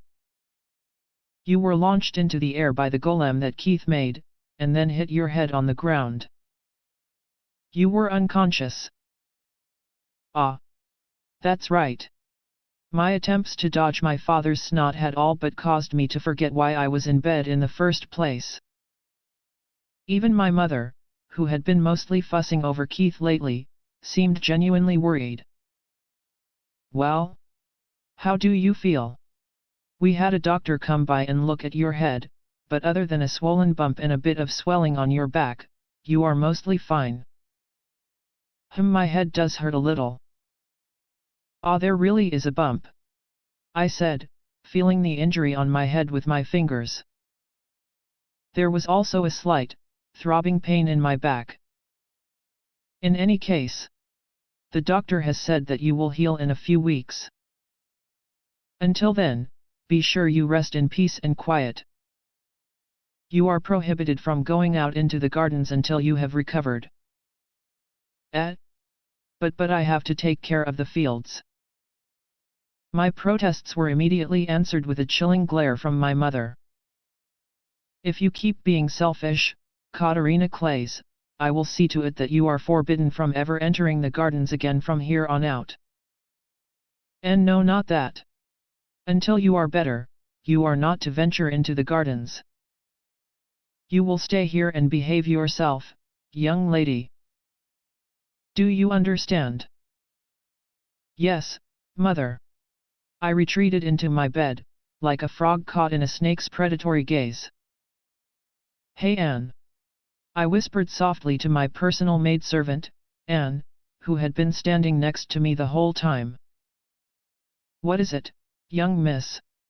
Perhaps I am mistaken, but if memory serves, was mother not a more calm person? Yes, I would suppose so. The madam has always been a calmer sort of person. See? I knew it. Why did she become so forceful, then? Did her recent lovey-dovey interactions with father instill her with unbridled confidence? Young miss, I believe that a problematic child would cause a once calm mother to become more vigorous, if I may say so. After all, parents do change for their children's sakes. What do you mean, problematic child? Keith is a very well-behaved little brother. I really cannot begin to imagine the depths of Madame's sorrow, Anne said, before shaking her head and muttering incoherently to herself. Oh, right. What about Keith? Is Keith all right? I asked, raising my voice unintentionally. My father, who had been mumbling "Thank God Catarina is all right," to himself all this time, blew his nose unceremoniously before answering my question. Keith returned to his room after the doctor announced that you were all right, my dear Catarina. Is that so? Keith kept calling my name when I got injured. He must be worried sick about me. Catarina, on the matter of Keith. My father's expression suddenly tensed up, a marked departure from his previous sniveling self. What is it, father? Well, Keith has strong magical aptitude, and he cannot yet control his powers, my dear. This was why he made a promise with me to not carelessly use his powers until we had employed a suitable magic tutor. He would then be able to better control his powers. I believe I explained this to you when you first met Keith, Catarina. And no. What does he mean? I recall hearing no such. Oh, right. Father did say something when I first met Keith, but I was far too wrapped up in my own thoughts, and ignored it. I am very sorry, Father. I did not hear a single word that you said. Well, I thought that might have been the case, my father said, a slightly defeated smile on his face. My mother, who had been listening in from the sidelines, had an exasperated expression on her face. I did not speak of this to you, my Catarina, but Keith had once injured his siblings in his previous abode. He lost control of his magical powers, you see. Keith is very afraid of his abilities potentially hurting someone, so I was surprised to hear that he had used it at all. I recalled Keith's initial expressions when I had asked him to demonstrate his magic. While I was too busy drowning in my own excitement at the time, I could now easily see that Keith was evidently unsettled by my request. He had hesitated greatly before showing his magic to me. Keith also said I broke my promise to not use magic, and I also hurt my big sister. It's all my fault, so I will accept any punishment. What? No. This wasn't Keith's fault. I asked Keith to show me no, I pestered him against his will. Also. In fact, as I slowly approached the 3-meter-tall golem, Keith did warn me. I just couldn't hear him in my excitement. It was something along the lines of stop. It's dangerous, big sister. Don't go any closer. Keith also warned me to not approach the golem, but I was too excited looking at the magical sight that I hardly noticed. Keith isn't to blame. It's all my fault for getting ahead of myself.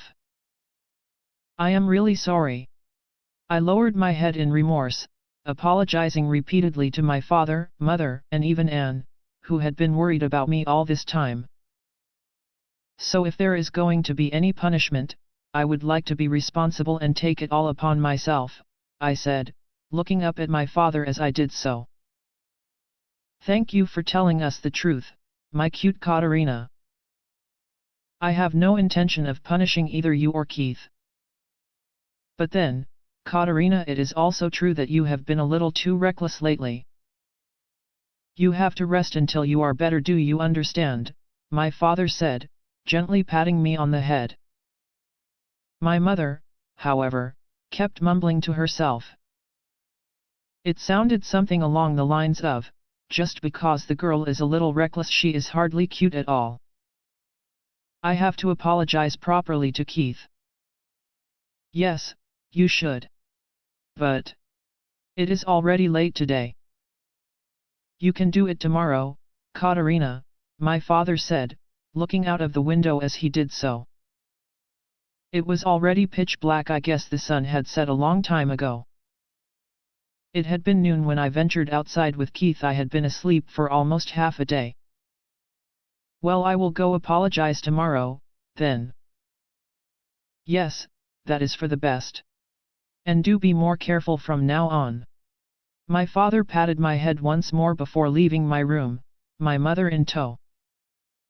After helping me get ready for bed once more, Anne tucked me in and wished me good night. Keith's face floated up from the depths of my mind as soon as I closed my eyes. Although I hadn't paid much attention to what my father had said back then, I knew from my memories of the game that Keith had become even more socially isolated in his previous home after injuring his brothers with his magic. Before I had completely lost consciousness, Keith had been calling out my name repeatedly, his voice almost a sorrowful wail. What a terrible thing I have done! I would definitely visit him early in the morning, and apologize properly. Swearing upon my name to do just that, I closed my eyes and finally fell asleep. That vow, however, was soon to be broken because Keith wouldn't come out of his room the next morning. On the day immediately after I had been sent carelessly flying by the earth golem, I made a beeline for Keith's room, intending to apologize in a proper manner. I knocked repeatedly on his door. Perhaps he was not yet awake, but I received no answer. If he really was sleeping, I would feel bad for disturbing him. Either way, I figured that Keith would show up at the breakfast table, but I was soon proven wrong. With the seat next to me empty, it was plain to see that Keith had decided to skip breakfast altogether. Even my parents seemed worried. My mother quickly leaned forward, a suspicious look on her face. "Catarina, what did you do to Keith when you visited his room early this morning?" "How rude, Mother. I haven't done anything. Yet." Even so, I immediately headed over to Keith's room again after my breakfast as an unsettling sense of worry flooded my mind. Again, I knocked rapidly on Keith's door, just as I had done so in the morning. Still not receiving a response, I called out to Keith from beyond the door instead. "Keith. It's me, Catarina. You weren't at breakfast, are you perhaps unwell?" At that, a weak voice responded to me from beyond the door. "Big sister." "Yes, it is I, your big sister." "What's wrong, Keith? Does your stomach hurt? Are you all right?" "I'm fine. More importantly, how are your injuries, big sister?" "Those? Ah, yes. I'm fine. It's just a little knock on the head." "It doesn't matter. Keith, I'd like to speak to you." "May I come in?" I had to apologize for the events of yesterday. "However, I'm sorry. I cannot let you in." Keith's response was one of rejection. "Why? I can no longer be by your side, big sister." After that, no more voices came from beyond the door to Keith's room. What is going on? Does Keith suddenly dislike me? In any case, waiting around at the door was no solution. I placed my hand on the knob and gave it a good turn. But alas, it was locked, and the knob rattled in my hands haplessly. No matter how many times I called out to Keith to open the door, there was no response. What should I do? If this continued on, Keith would hate me and remain confined in his room. Confinement. Loneliness enrolls in the academy. Lonely and sad is healed by the protagonist when he meets her. Eventually loves the protagonist. Catarina becomes an obstacle. Catarina is exiled or killed by magic. Wait, what? This is bad. This is really, really bad. This is now a straight line towards a catastrophic bad end. To fight this, I put my entire being into opening the door. I was, however, interrupted in middle of my efforts by the familiar voice of Anne. "Young miss, what exactly are you doing? Keith has locked himself in and won't let me see him." "Well, perhaps Keith would prefer that you do not enter, young miss," Anne said, her eyes focused on me in a cool, pitying gaze. "Ugh, I suppose that may be the case, but Keith sounds strange." "He isn't himself, Anne." I was desperate. "In any case, if you would really like to enter, young miss, there is a spare key in the servants' room, young miss."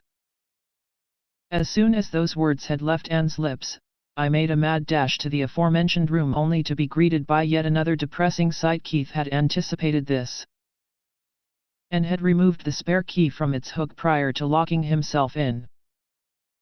"You are too clever, Keith." However, with this, I understood. Keith was fully intent on shutting himself in. This is bad. Really bad. If this is how it's going to be, I have no choice. I have to employ my ultimate solution. I ran to a certain place, picked up a certain object, and once more returned to Keith's door. "Oh, young miss. Have you found the key? What are you doing, young miss? What exactly is that in your hands?" Anne, who had been waiting for me in front of the door to Keith's room, raised her voice in alarm as she caught sight of me. I responded to Anne amidst my rapid breaths. "I am opening this door. If Keith continues being shut in like this, a disaster will happen. D door. You can't possibly you're opening the door with that, young miss? H how? Are you going to break it down? Let's calm down, young miss. Please, please put that thing down. Anne tried desperately to calm me down, but I was already pushed to my limit. There was no other way. After all, if I just idly sat and let this go on, the catastrophic bad end that I had so painstakingly avoided would come back to haunt me again. Keith. Step back from the door, I said loudly. And then, with a deep breath, I raised the axe that I had retrieved from the garden storage shed over my head and swung it down onto the door. Young miss. And so it came to be that the sounds of metal on splintering wood, mixed with Anne's alarmed cries, echoed through the Claes family manor. Having finally destroyed the door, I stepped into the room, only to see Keith sitting on his bed, his eyes staring at the doorway in shock. I supposed he could not make any sense of this situation. Behind me, Anne had apparently run off, screaming something about the young miss to the other servants. Well, the door can wait. For now, I have to apologize. Big sister. His eyes open in a familiar gaping expression, Keith seemed frozen to the spot as I walked towards him. And then, I'm sorry for yesterday, I said, getting on my knees. I lowered my forehead, my skin touching the cold ground. Yes, Catarina Claes was prostrating herself once more. I personally felt that an apology was meaningless unless I had adequately expressed my sincerity. I'm really sorry for forcing you to use your magic, and for being unreasonable. And for not listening to your warnings about not touching the golem. I'm so sorry for having worried you, I said, my head still very firmly pressed against the ground. Before I knew it, Keith was kneeling down next to me, his voice shaking. Why? Why are you apologizing, big sister? I am the one at fault. What are you talking about? I am the one who was wrong. I asked you to do something you didn't want to do, Keith.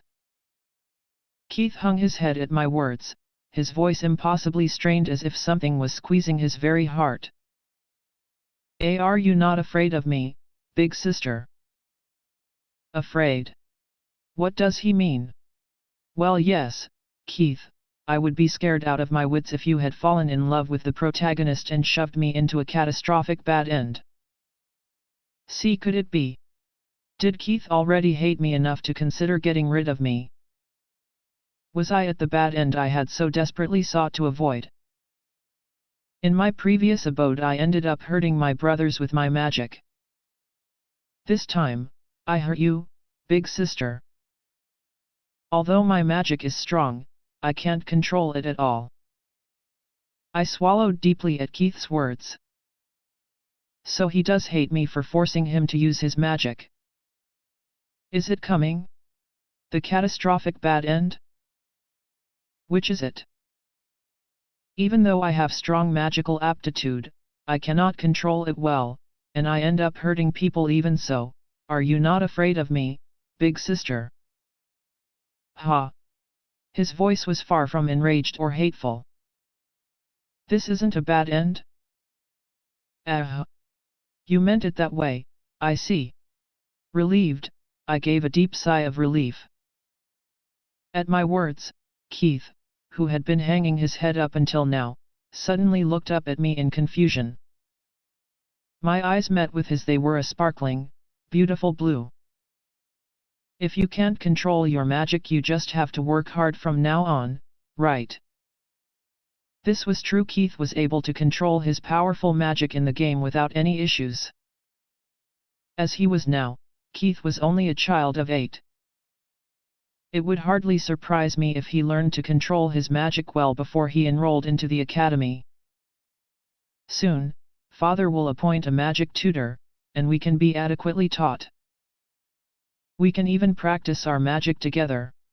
I said, with a smile that was as bright and wide as my sense of relief at having lived to see yet another day. At that, Keith, who had been quiet up until now, suddenly spoke. "You will stay by my side, big sister." "Of course. I'll stay with you forever. Unless you don't like me anymore, Keith." Keith shook his head rapidly, dramatically turning this way and that. It seemed that Keith did not hate me after all. What a relief. "So even if anything bad happens from here on out, you can't lock yourself in your room, Keith." "What is it?" Although I was relieved mere moments ago, I was once again thrown into a state of alert at the sight before me. Huge drops of tears were rolling down from Keith's blue eyes. "Keith. What is it? Does it hurt somewhere?" I panicked at the sight of the suddenly crying Keith. "Were we not talking normally just now? What have I done now?" Although I continued to desperately pat him on the back, Keith would not stop crying. As Keith continued bawling, I could only sit next to him in a daze, unsure of what to do. "Catarina. What exactly have you done?" A low, almost gravelly voice graced my ears from the entrance of Keith's room. Turning around, I saw none other than my mother, her features contorted in an almost demonic rage. "Catarina, do you not remember how you promised you would rest quietly in your room until you were recovered, just yesterday? What exactly is the pathetic state of affairs in this room? You have even made your adopted brother cry. What, exactly, is going through that head of yours right now, I wonder?" Mother, this is..." I felt my blood freeze in my veins as if I had been lowered into a cage filled with circling lions. "Catarina. Come to my room." Eek.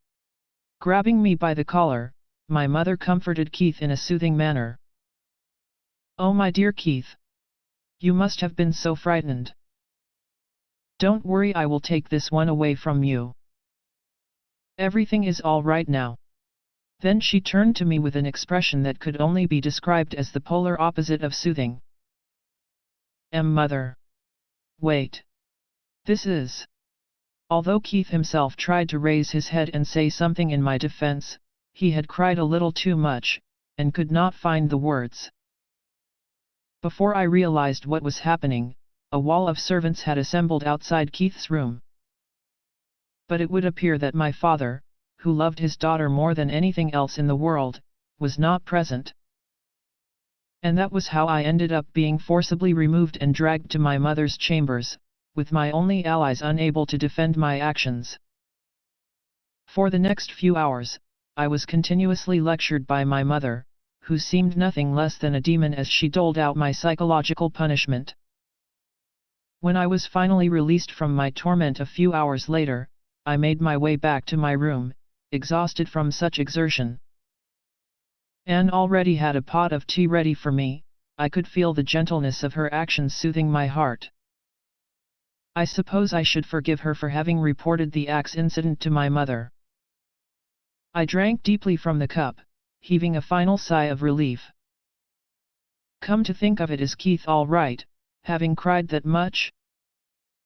I turned to Anne, hoping for answers. After a while, he seemed to have calmed down. Is that right? That's a relief. But why would Keith suddenly start crying like that? With all due respect, young miss.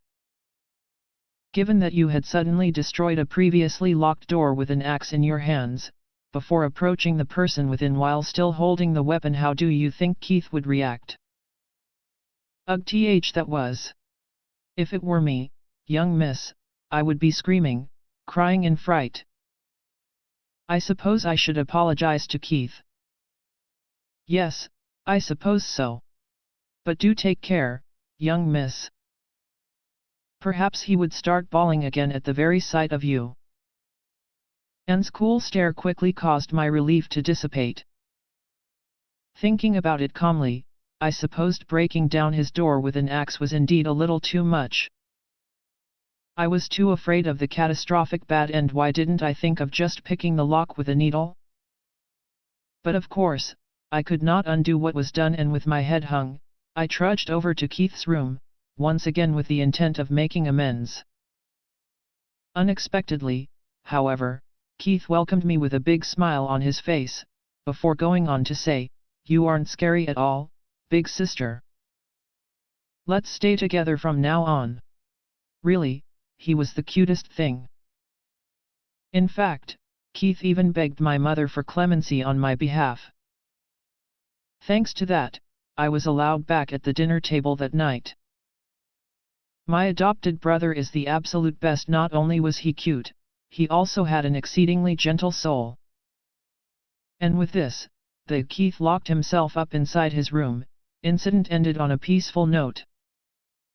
I made a mental note to spoil him and ensure that he would never be alone again in the future. In the aftermath of this incident, however, my mother decided to send me for lessons on social etiquette.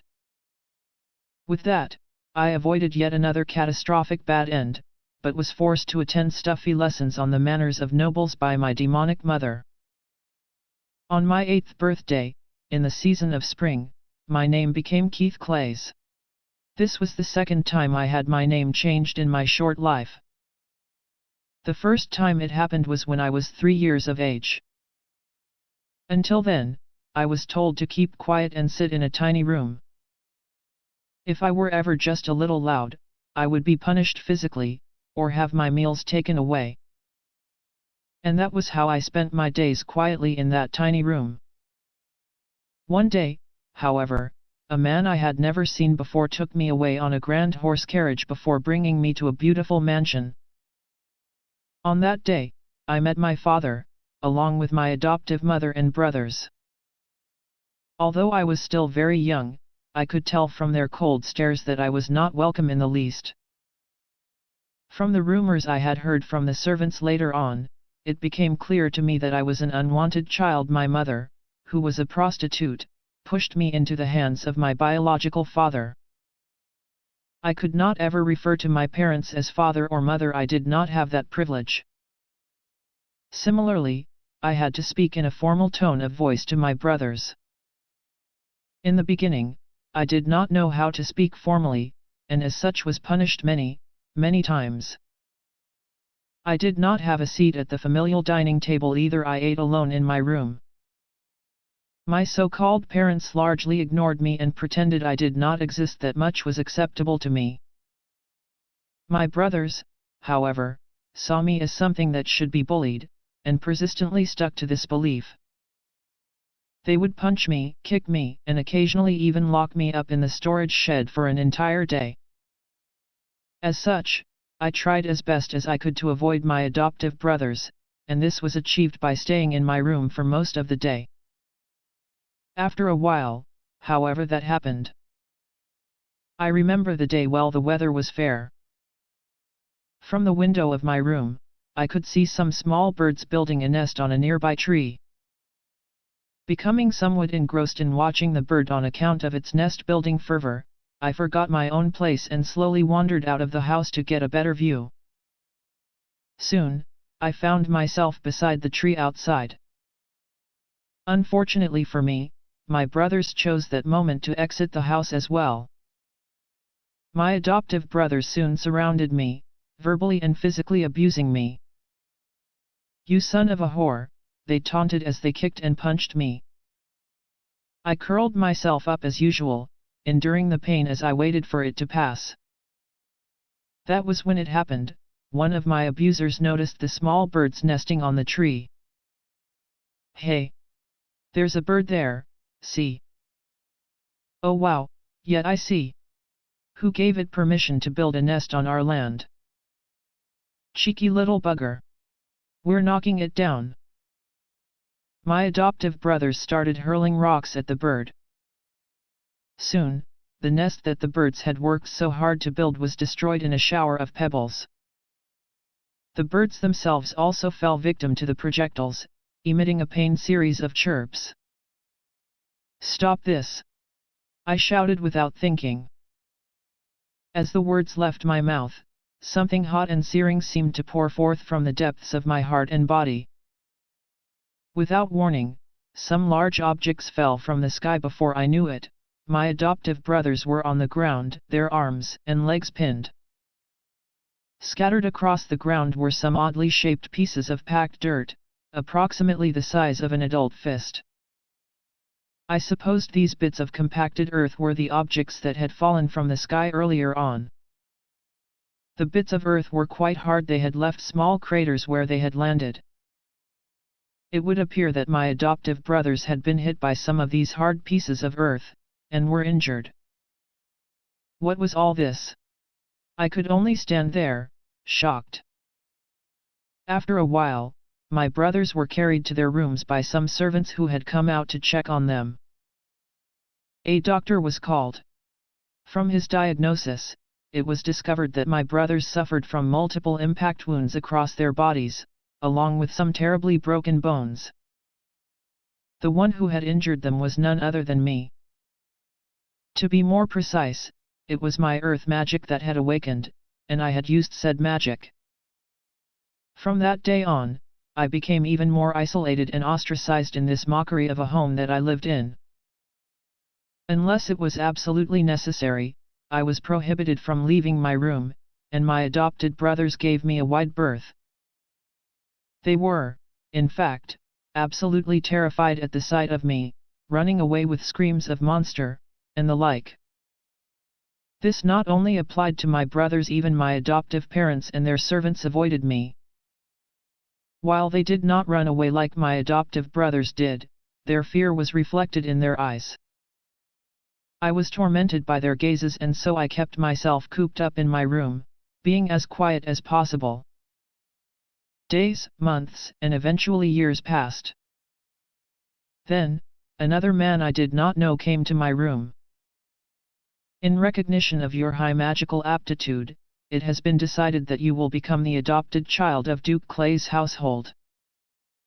And just like that, I was packed into yet another horse carriage, to be brought to yet another place.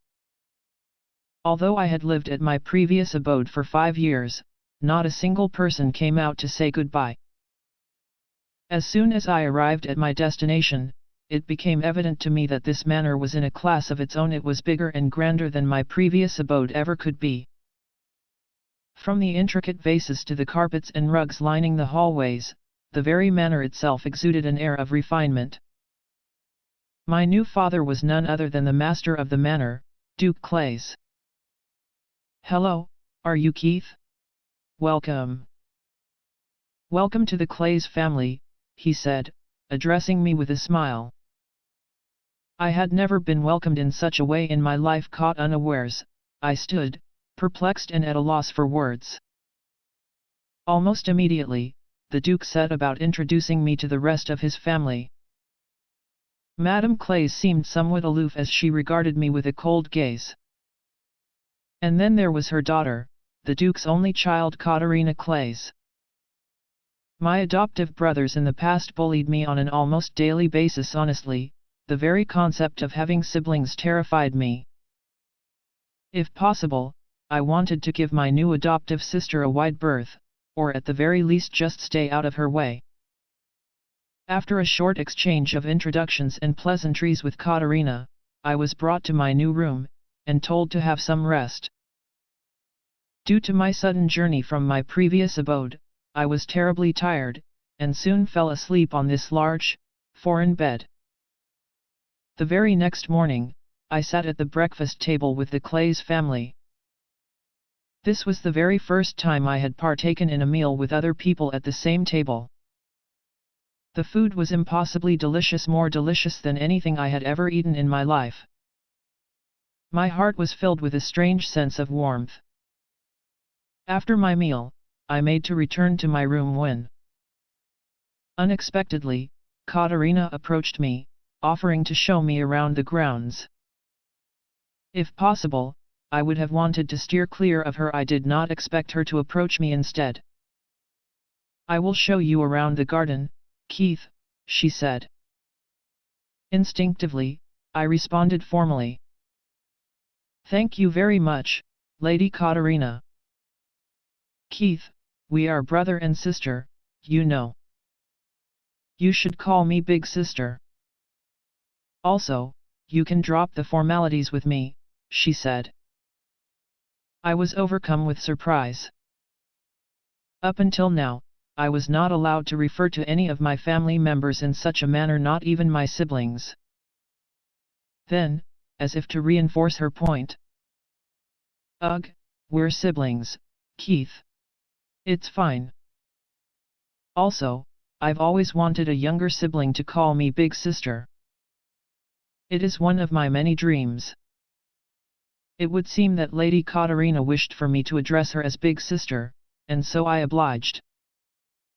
Catarina, seemingly greatly satisfied by this, responded with a happy smile.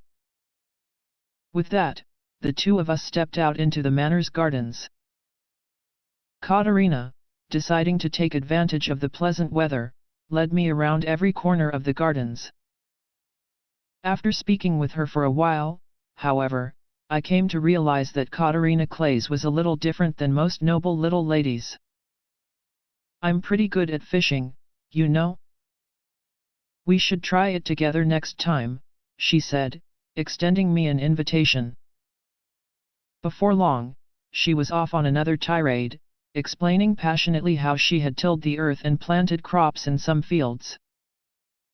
Although I had been cooped up in rooms all my life and had never fished or tilled the earth before, I did not recall seeing my previous adoptive brothers do anything of the sort.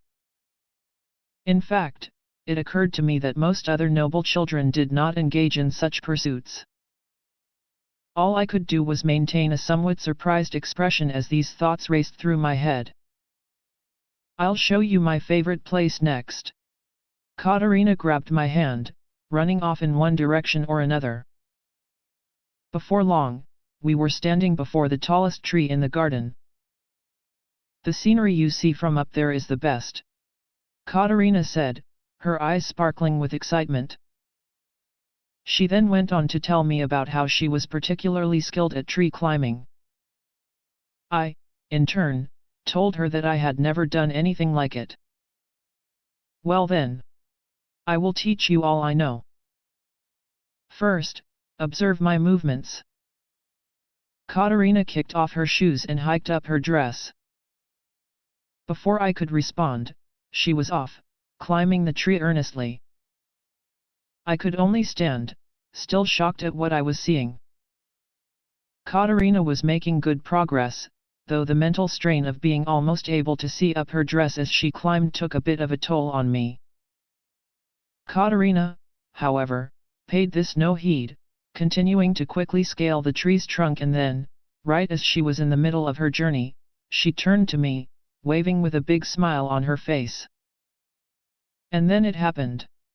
Catarina lost her balance and swayed dangerously. Watch out! I shouted as I ran up to the tree. With a sudden thud, Catarina landed right on top of me. The impact of her fall passed through my being, and for a while, my consciousness seemed to fade. After a while, however, I came back to reality, only to find myself in Catarina's arms. Keith! Don't die! Catarina wailed, over and over again, until she finally noticed that I was all right. Keith! Why, you're alive, she shouted, hugging me with incredible strength. I froze up on the spot. It was the first time I had been embraced by anyone. Why does it hurt somewhere, Keith? Catarina asked, concerned at my behavior. It was the first time anyone had been worried about my well-being. Again, I was perplexed, bewildered. Honestly speaking, I was not seriously injured, and did not suffer from any excruciating pains. I was, however, unsure of what to do in such a situation. Catarina, however, seemed to have mistaken my confusion for some sort of severe injury. Wait here, Keith. I'll get some help and bring you back to the manor right away.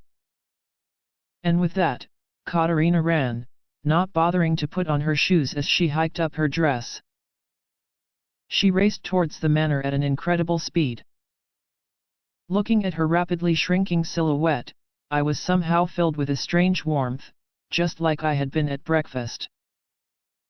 That very same night, Madame Claes called us all into her room and asked the Duke for a divorce.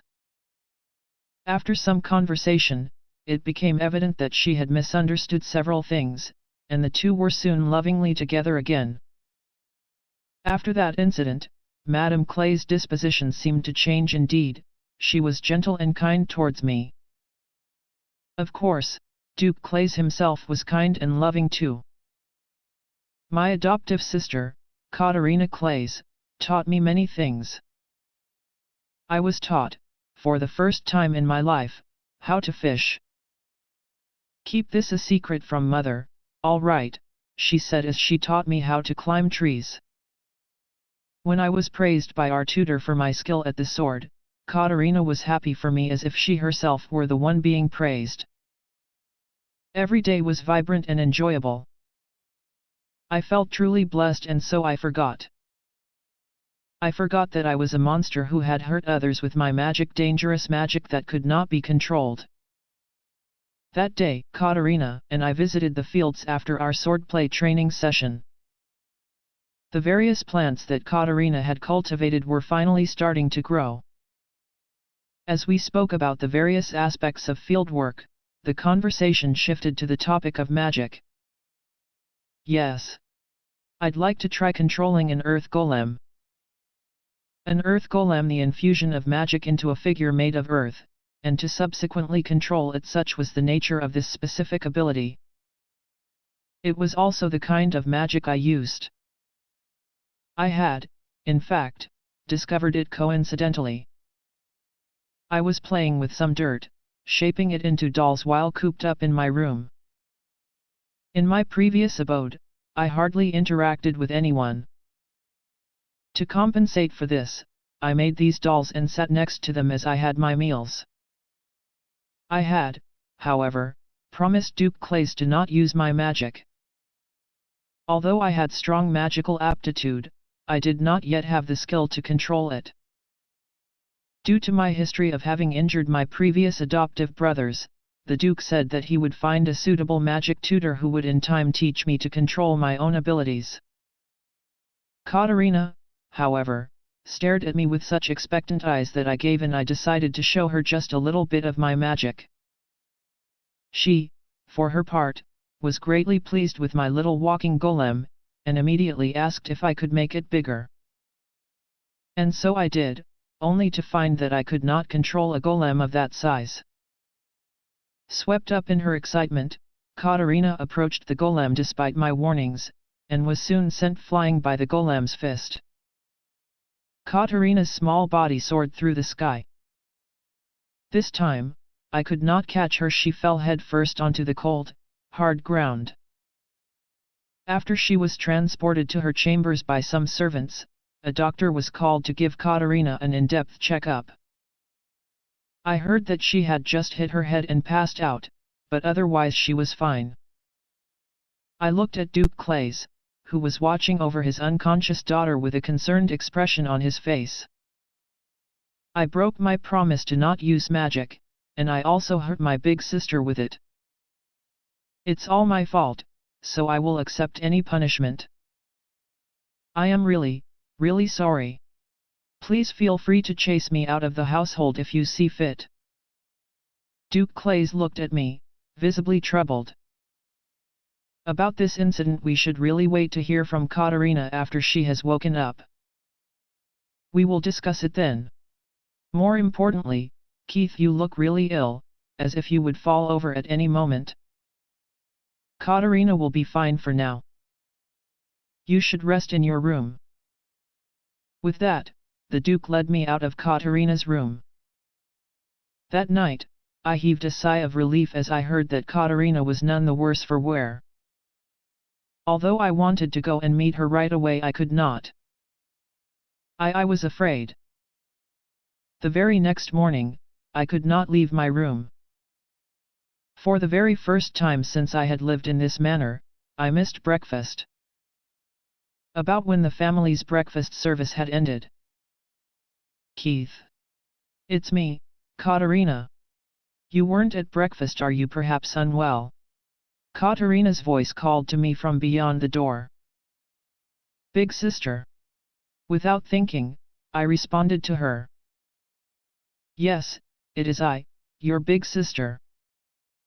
What's wrong, Keith? Does your stomach hurt? Are you all right? Although Catarina was the one who was injured by what I had done, she seemed more concerned about my well-being. I'm fine. More importantly, how are your injuries, big sister? Those? Ah, yes. I'm fine. It's just a little knock on the head. It doesn't matter. Keith, I'd like to speak to you. May I come in? I was relieved at how cheerful Catarina was. Honestly, I wanted to see her. I wanted to see her right away. But I'm sorry.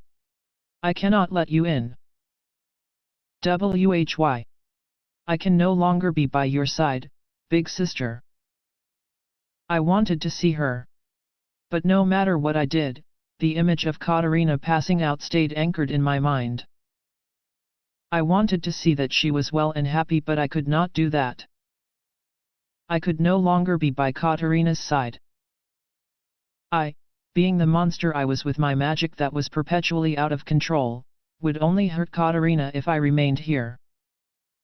Gentle, kind Catarina, who taught me many, many things. And yet, I hurt her. Although Catarina continued talking at the door, I buried my head in the pillows, curling up into a ball on my bed. To begin with, I was all but used to living alone in a small room, so I would continue living like this on my own, and thus never hurt anyone important to me ever again. After a while, I could no longer hear Catarina's voice. I suppose she gave up on me, and I deserved it, after not having once responded to her voice. That was all I could think about as I remained alone in the darkness. Keith. Step back from the door. I had thought she had given up, but there was Catarina's voice again. In spite of myself, I turned to look at the locked door, only to see it suddenly splinter and fall to pieces before my very eyes. At the entrance, silhouetted by the light, was Catarina, with a resolute expression and an axe in hand. Again, I was stunned. Catarina had destroyed the door to my room and had now stepped into it. And then, I'm sorry for yesterday. Catarina was on her knees before my bed, and had lowered her head so deep that it touched the ground. I'm really sorry for forcing you to use your magic, and for being unreasonable. And for not listening to your warnings about not touching the golem. I'm so sorry for having worried you. I slowly got off from my bed, kneeling next to Catarina. Why? Why are you apologizing, big sister? I am the one at fault. What are you talking about? I am the one who was wrong. I asked you to do something you didn't want to do, Keith. Why did this person approach me again? Why was she saying what she did? I had thought that she would be afraid of me, as I had hurt her with my magic. Even so. Are you not afraid of me, big sister?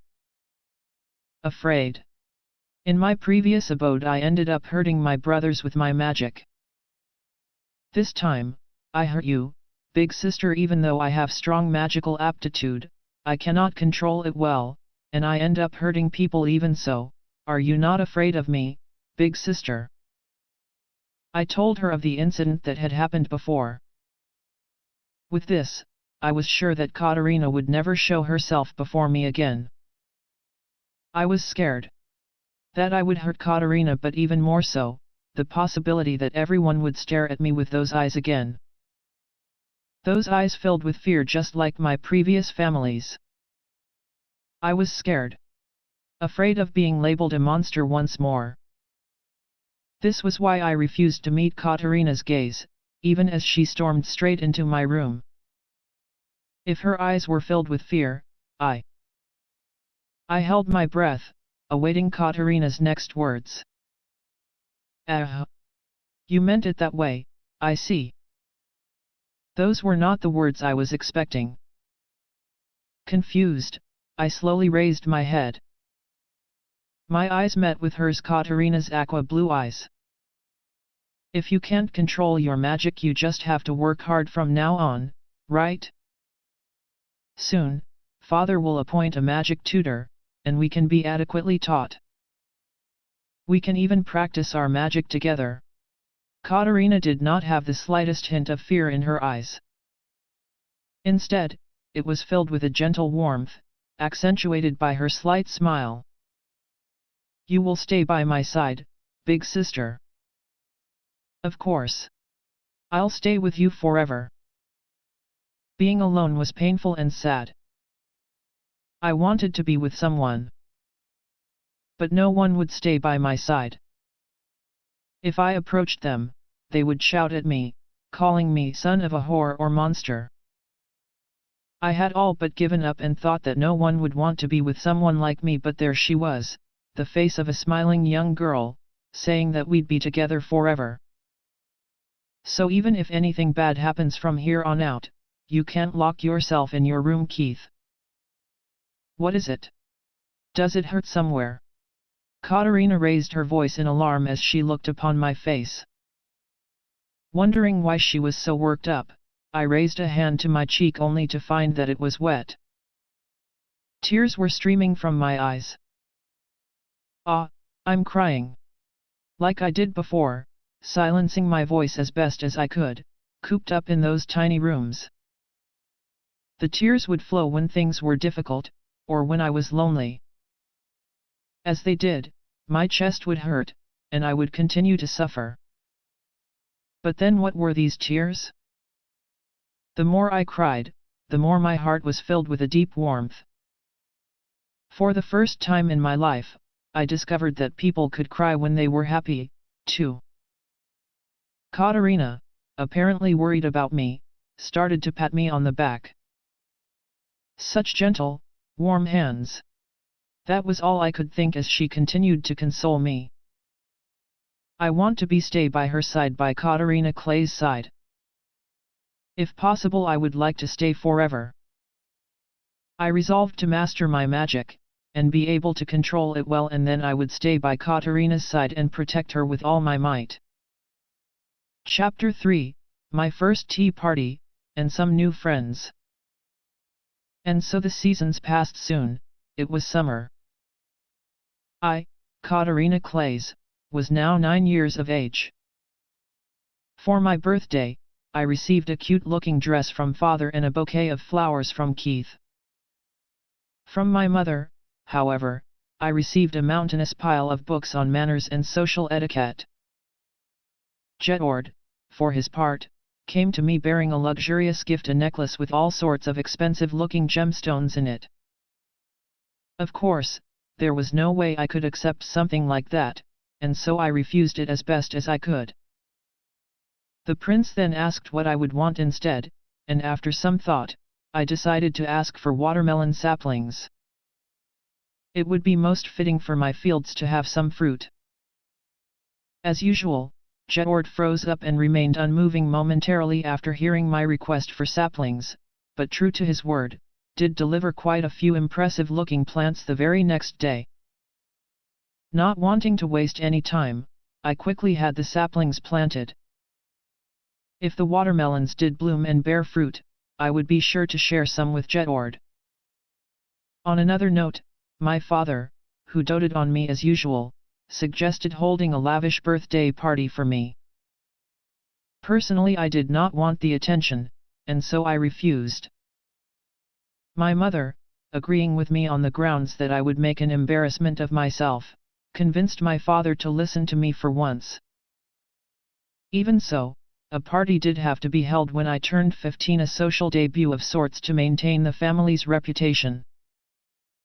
My mother, claiming that she would do something about me by then, seemed a little too enthusiastic about the process. The very thought of my mother's already Spartan etiquette lessons struck fear into my heart. I had started training with my long-awaited magical tutor, who claimed that communicating with one's origin was not quite what I was imagining. With that, I realized that tilling the earth and planting fruit was not going to increase my magical powers. Even so, I continued my fieldwork as a hobby. A few months into our magic training, Keith began to develop a greater sense of control over his magical powers, as expected of my adopted brother. My Earth Razor, on the other hand, had improved from a 2 to 3 centimeter bump. It was now as tall as 7 to 8 centimeters. Yes, yes. A great achievement, at least for me. Perhaps I would soon be able to control earth golems, just like Keith. While not exactly perfect, my life continued on peacefully, until... Why is it, I wonder? I said, kneeling down on the field. I was flanked by Keith, my cute adopted brother, and Prince Jedward, who was now visiting the Claes manor once every 3 days or so. What is it, big sister? What is wrong, Catarina? Keith and Jedward both piped up, apparently curious. I pointed out a corner of the field to them in response. Look at that. The plants in that specific corner were terribly wilted, to say the least. Soon, it would be harvest season. The plants in that corner, however, didn't seem like they would make a very good harvest at all. I've been taking care of the plants in that corner over there. I sighed once more, feeling somewhat down at what I had seen. Why did the plants I care for, and those alone, wilt and die? To tell the truth, I was not that good at taking care of plants in my previous life either. From morning glory flowers to cucumber plants, anything I touched would eventually wilt. Even so, I had been reborn. Surely I would be able to raise plants perfectly this time, or so I thought. I gazed upon the plants sadly. Big sister, are you not tired from your field work? Perhaps you should rest here for a while. Yes, yes. It is best that you rest your body, Catarina. Both Keith and Jedward spoke to me as I hung my head, both extending their hands, offering to help me up. Their gazes met. Prince Jedward. I will lead my big sister to shelter also. It is quite all right if you do not show up for social visits so often. I am Catarina's future husband, Keith. I will lead her to shelter. In fact, it is quite all right if you do not insist on sticking to Catarina all the time. While the two never did meet in the game, both Keith and Jedward now got along very well. They were both smiling, and seemed to have quite a bit of fun throwing the occasional jibe at each other. At the sight of these two cheerful boys before me, I looked towards the corner and sighed once more. Oh, my Catarina! We have received an invitation to a tea party. Would you like to attend? My father asked. Tea party? I asked, responding while stuffing my face full of bread. My mother, however, shot me a murderous glance, and with a big gulp, I swallowed the bread as quickly as I could. Yes, a tea party. You are now 9, a good age for attending such a function, I would think. It was apparently common in this world for 9 or 10-year-olds to attend tea parties, in preparation for their eventual social debut at age 15. The main aim, of course, was to let the children of nobles intermingle. I suppository out of the question. My dear husband, Catarina is hardly armed with the prerequisite manners for such an affair, my mother snapped, seemingly agitated by my response. Well, there is a bit of that, yes, but would she not learn a little if exposed to it? Also, the invitation comes from a relative of mine, you see. They are not exactly outsiders. I think it is a good opportunity for Catarina, my father said as he shot a sideways glance at me. Did you mean what you said, father? Why the sideways glance? Yes, I suppose you are right. Perhaps she would learn the importance of it all, should she see it in person. My mother said, turning to me as she did so. Her eyes were blank and hollow. Why the eyes, mother? Yes, Keith shall attend the party with her as well. We can all rest assured if Keith is with her, my father said, nodding his head in satisfaction. His expression seemed to suggest that he had come up with a breakthrough of a solution. My mother readily agreed with him. Yes. Yes, that's right. It'll be all right if Keith is with her. Come to think of it, my adoptive younger brother, who had been working hard at bettering himself, now had great favor with my parents. Keith, would you go with Catarina to the tea party? Yes, father. I will be most pleased to go with big sister. Keith responded, a refined smile on his face. But I'm the big sister here. Why am I being treated as a no-good problem child who has to be babysat by Keith? And so, while I had quite a few things to say about these developments, I ended up going with Keith to my very first tea party. After even more lessons on manners and etiquette with mother, and an endless barrage of tips and warnings, the day of the tea party finally arrived. On this day, my father had me wear a newly tailored dress. I accompanied Keith to the home of Marquis Hunt, the host of the party.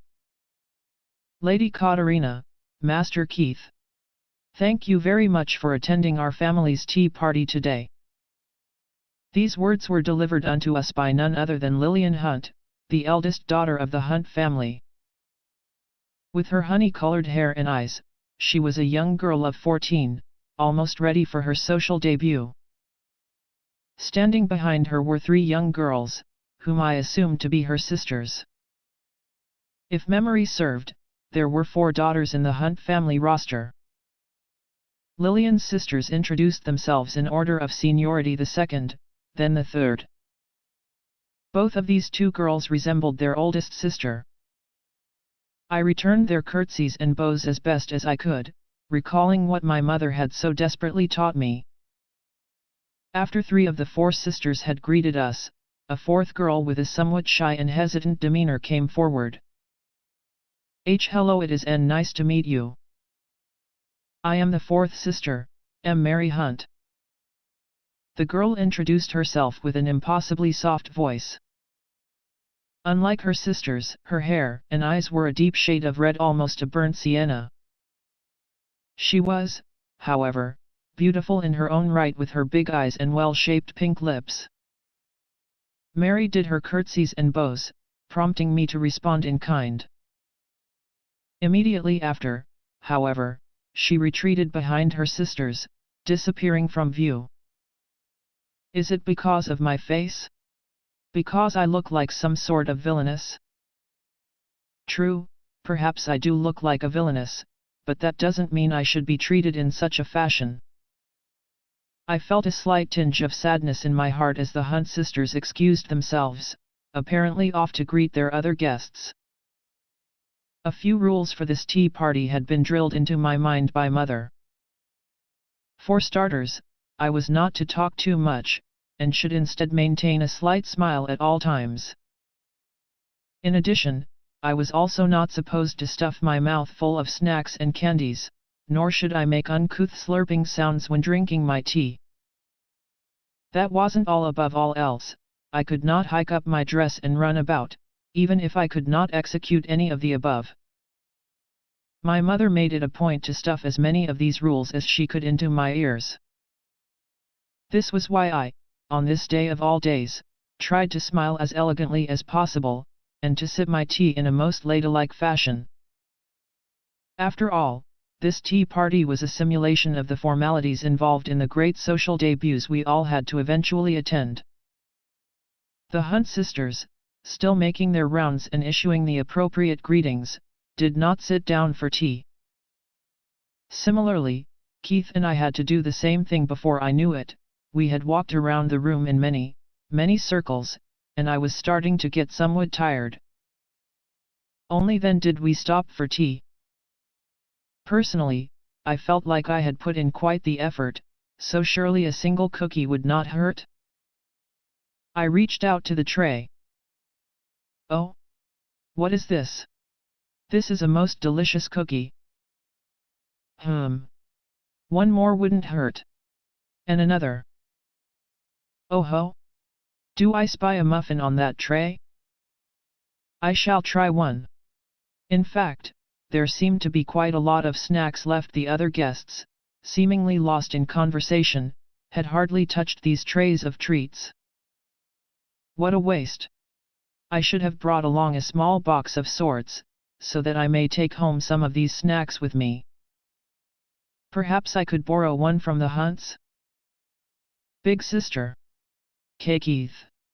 Out of nowhere, my adopted brother materialized behind my back.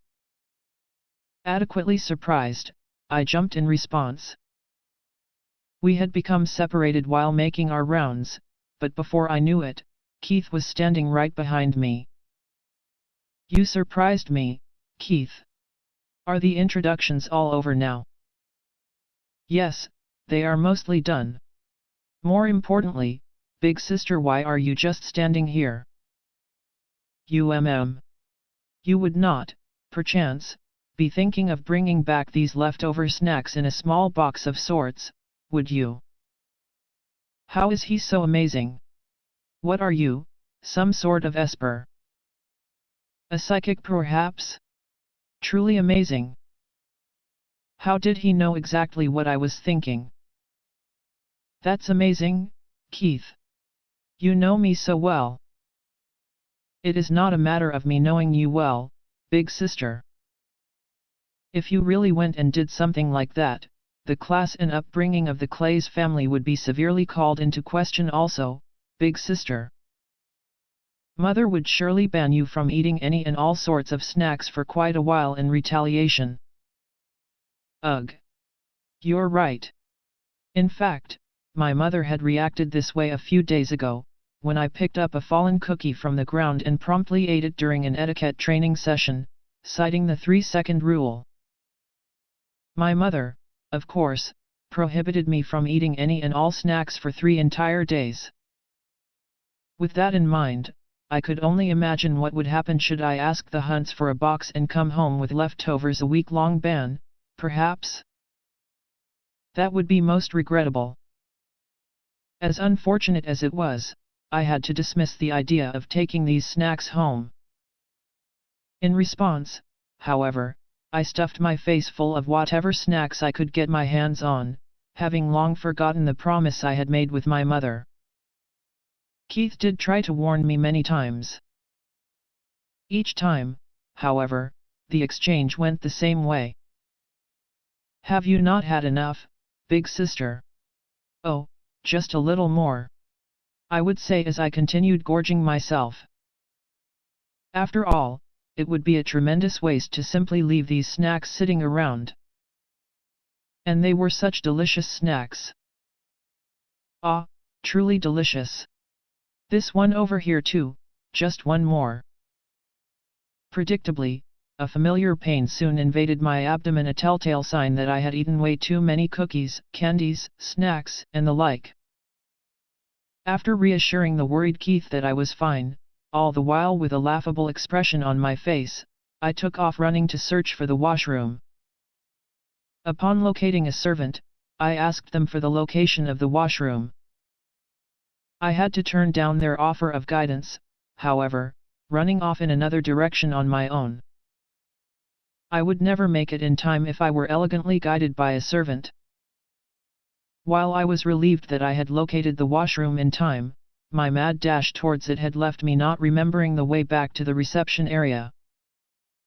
Although the Marquis Hunt's manor was nowhere near as large as my father's, it was, for all intents and purposes, a large dwelling. It didn't take me long to realize that I could not possibly hope to return by my own ability. I suppose I could find another servant and ask. So I wandered the halls, only to stop dead in my tracks. Before me was an impossibly beautiful sight. A sea of flowers stretched out before my very eyes. A central, indoor courtyard of sorts, perhaps. Drawn in by the breathtaking landscape, I found a door leading downwards, and eventually walked slowly into this floral garden. As soon as I had stepped foot into it, however, a girl stood up, seemingly surprised at my entrance. Although I should have called out to her as a gesture of courtesy, I hesitated, surprised at the encounter. She was the first to speak. Lady Catarina. Why are you in a place like this? The girl was none other than Mary Hunt, fourth daughter of the Hunt family. We had exchanged pleasantries a short while ago. For a change of pace, yes. I could not possibly tell poor Mary that I had stuffed my face full of snacks, dashed to the bathroom, and became lost on the way back. In fact, I had no obligation to do so, and so this little white lie would do just fine. What are you doing here yourself, Lady Mary? Having eaten too much and needing the washroom aside. I found it even stranger for one of the Hunt daughters to be hiding here on such an important occasion. I am not very good with crowds. Mary replied, in that same soft, almost inaudible voice that she had greeted me with earlier. She's such a beautiful girl. What a waste for her to be shrinking away like this, hiding her face from the public. Or perhaps is it really my face? Do I really look like a scary villainess? Even if I did do my best to smile, there was a high chance that this villainous face of mine would simply scare the beautiful yet fragile girl before me. In any case, I had to let her know that I was completely harmless. This is quite the impressive garden. All these blooming flowers stunningly beautiful, truly. I tried my best to dispel my villainous-like aura, delivering my lines with a slight smile on my face. I really did feel that way about the garden, however, so the compliments were sincere. Although the Claes Manor's gardens were respectable in their own right, this little garden had a unique charm of its own. The flowers in particular were especially prominent. The Hunt's gardener must be a skilled individual indeed. That's right. What a great idea. If this mystery gardener was so skilled at growing flowers, perhaps they would be able to provide me with some gardening advice, and even revive my wilting crop corner. With that in mind, I quickly posed the question to Mary. Say, Lady Mary, could you please introduce me to the gardener overseeing this magnificent garden? Hey! After all, these flowers are blooming splendidly. I would very much love to discuss certain matters with this amazing gardener of yours. Despite Mary's increasingly uncomfortable expression, I inched steadily closer, my excitement causing my nostrils to flare as I heaped praise upon this unseen gardener of mystery. Finally, Mary responded, in an almost inaudible voice. That would be me. I am the one who takes care of this garden. What? Mary is the caretaker of this wondrous garden. All of it, Lady Mary. You take care of this entire garden all by yourself. Well, not all of it, just the plants in this little corner here. In other words, Mary was responsible for the sea of blooming flowers in the corner that I had been staring at all this time. Incredible. Hey! It's incredible, Lady Mary, that you have cultivated such an impressive garden. How is it? What is the secret? How do all the flowers bloom like that? There must be some trick to it. Soil? Is it the soil? Lady Catarina. I was now dangerously close to Mary, having forgotten the concept of personal space in my excitement. Before I knew it, I had cornered this poor, fragile young lady, and was breathing on her very skin. No good. I had gotten far too excited. With a quick but deep breath, I took a small step back, assuming as elegant a smile as I could. Well. I would very much like to discuss the particular details of how you have managed to cultivate such an impressive garden, Lady Mary. Discuss? Particular details? Yes. Very much so. If possible, I wish to hold this discussion with Mary before this summer's harvest season.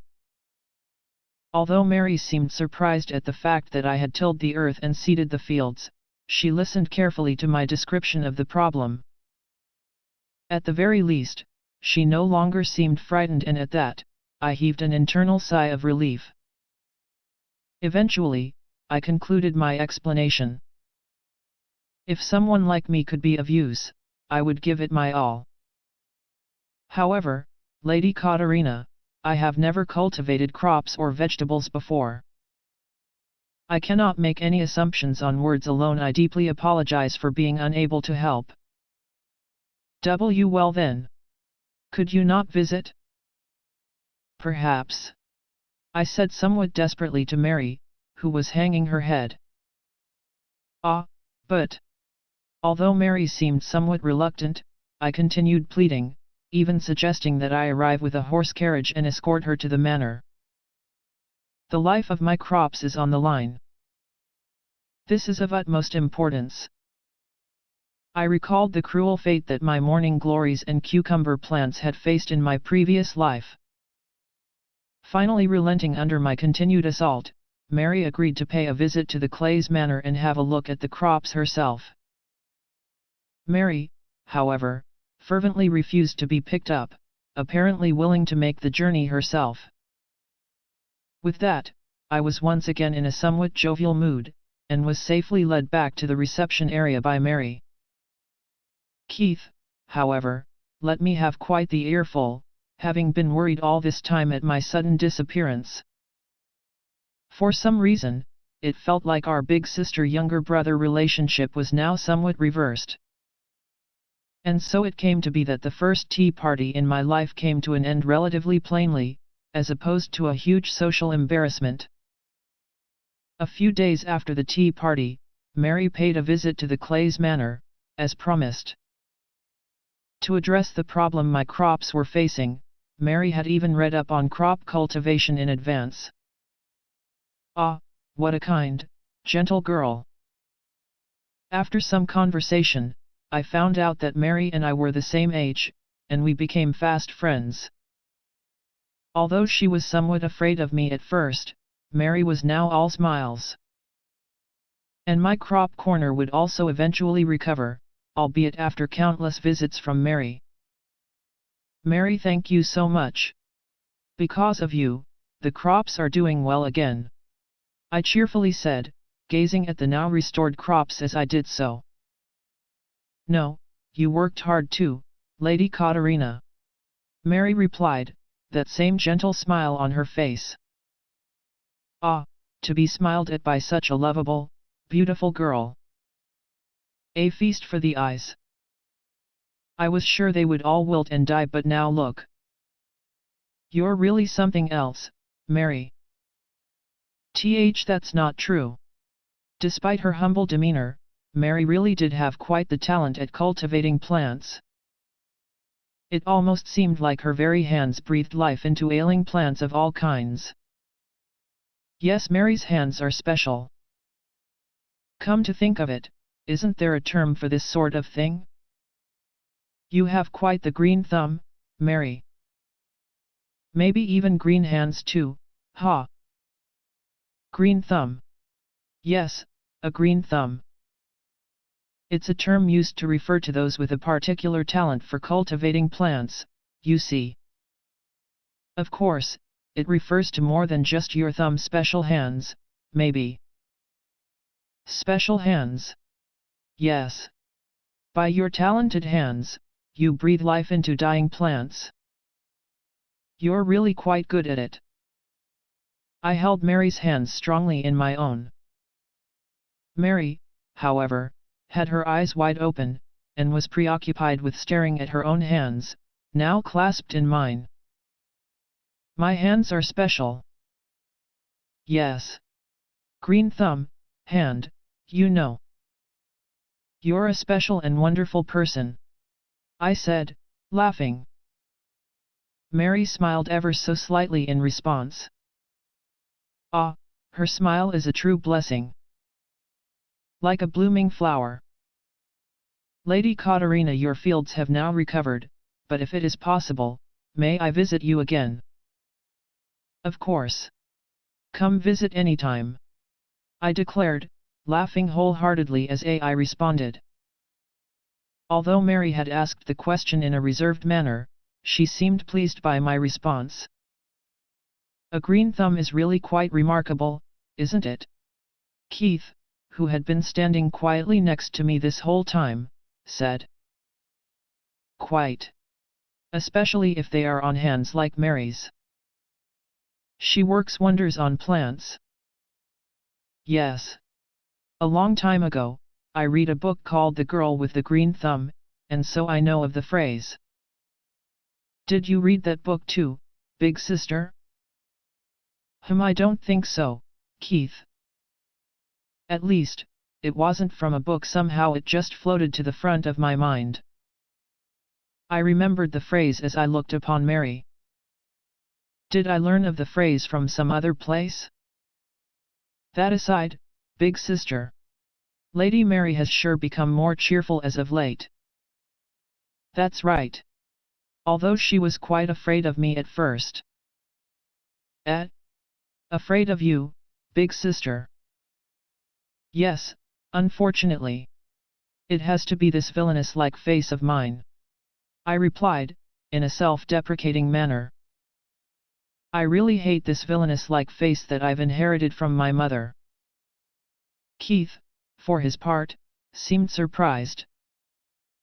I don't really think you look like a villainess, big sister. Also, Lady Mary did not act that way towards you alone. She was like that with everyone at the party. Really? Yes. She has a somewhat shy and shirking demeanor regardless of who she is speaking with. Perhaps there are certain circumstances in the family that have caused her to lose her confidence. Circumstances? What do you mean? I asked, puzzled. Keith could only stare back with a look of exasperation. What exactly were you doing at the Hunt Manor, big sister? Were you not listening to the conversations at the tea party at all? Ugh. Come to think of it, I had immediately busied myself with attempting to take leftover snacks back home as soon as we had finished our social greetings. And after Keith had caught me in the act, I had responded by stuffing my face with more snacks. In the end, I hardly participated in any conversations at the tea party. In fact, that was why my lack of noble etiquette was not exposed. Yes, that was my plan all along. Yes. Let's leave it at that. As if giving up on me, Keith sighed deeply. Ah well. I do apologize, my dear adopted brother. Keith slowly explained what he had heard at the tea party to me, his hapless sister. From his words, it would seem that of the 4 Hunt sisters, only Mary looked different. The reason for this was simple. Mary, the 4th sister, was born of a different mother. Marquis Hunt's previous wife had died of illness, and after he remarried, he had a child with this new wife, said child being Mary. However, due to the fact that Mary's mother was not of high noble status, she was not exactly welcomed in the Hunt family, with family members on both sides protesting their marriage. To make things worse, Mary's mother had passed on when she was still 5, again due to illness. While the Marquis did what he could to care for Mary, her sisters did not feel positively toward her at all. They would torment her with verbal abuse daily, claiming that the stench of commoners oozed from her being, or that she had no class. So that was why Mary acted in such a fashion. I could hardly fault her for it. It was plain to see how one could lose confidence in themselves when subjected to such treatment on a daily basis. Thinking that she was somehow inadequate, Mary slowly became afraid of appearing before others. However, she is very much changed, now. "I do believe Lady Mary will be all right," Keith said, an empathetic expression on his face. "Is there something else about the matter that my hard-working adopted brother knows about?" Although I had tried asking him about it, Keith deflected the question without much effort. While Keith himself had been somewhat reserved and afraid when he had first come to the manor, he had matured significantly these past few months. Giving his all at etiquette and magic training sessions, he became more and more dependable. Although I told him there was no need to rush towards adulthood, Keith claimed that he was doing it so he could protect what was important to him. He even told me those very words with an air of maturity about him. Alas, it made me feel incredibly lonely. Attempts to find out what exactly Keith was trying to protect were deflected, as usual, and I could only sulk in response. On another note, Big Sister. Is Lady Mary not soon to be engaged to Prince Alan? Is that right? I responded, half-heartedly agreeing with Keith. While I would have liked him to remain my cute little adopted brother for a little while longer, it seemed like Keith was quickly maturing into quite the young adult. And again, what is this thing he wants to protect? What if wait? Is there a girl he likes? Hold on, wait up. You should at least introduce this mystery girl to your big sister. I won't allow any strange girls into this HMM. Keith seems to be saying something. Keith. Could you please repeat yourself? Big sister. Keith stared at me, exasperation plastered across his face once more. Ah, brother of mine.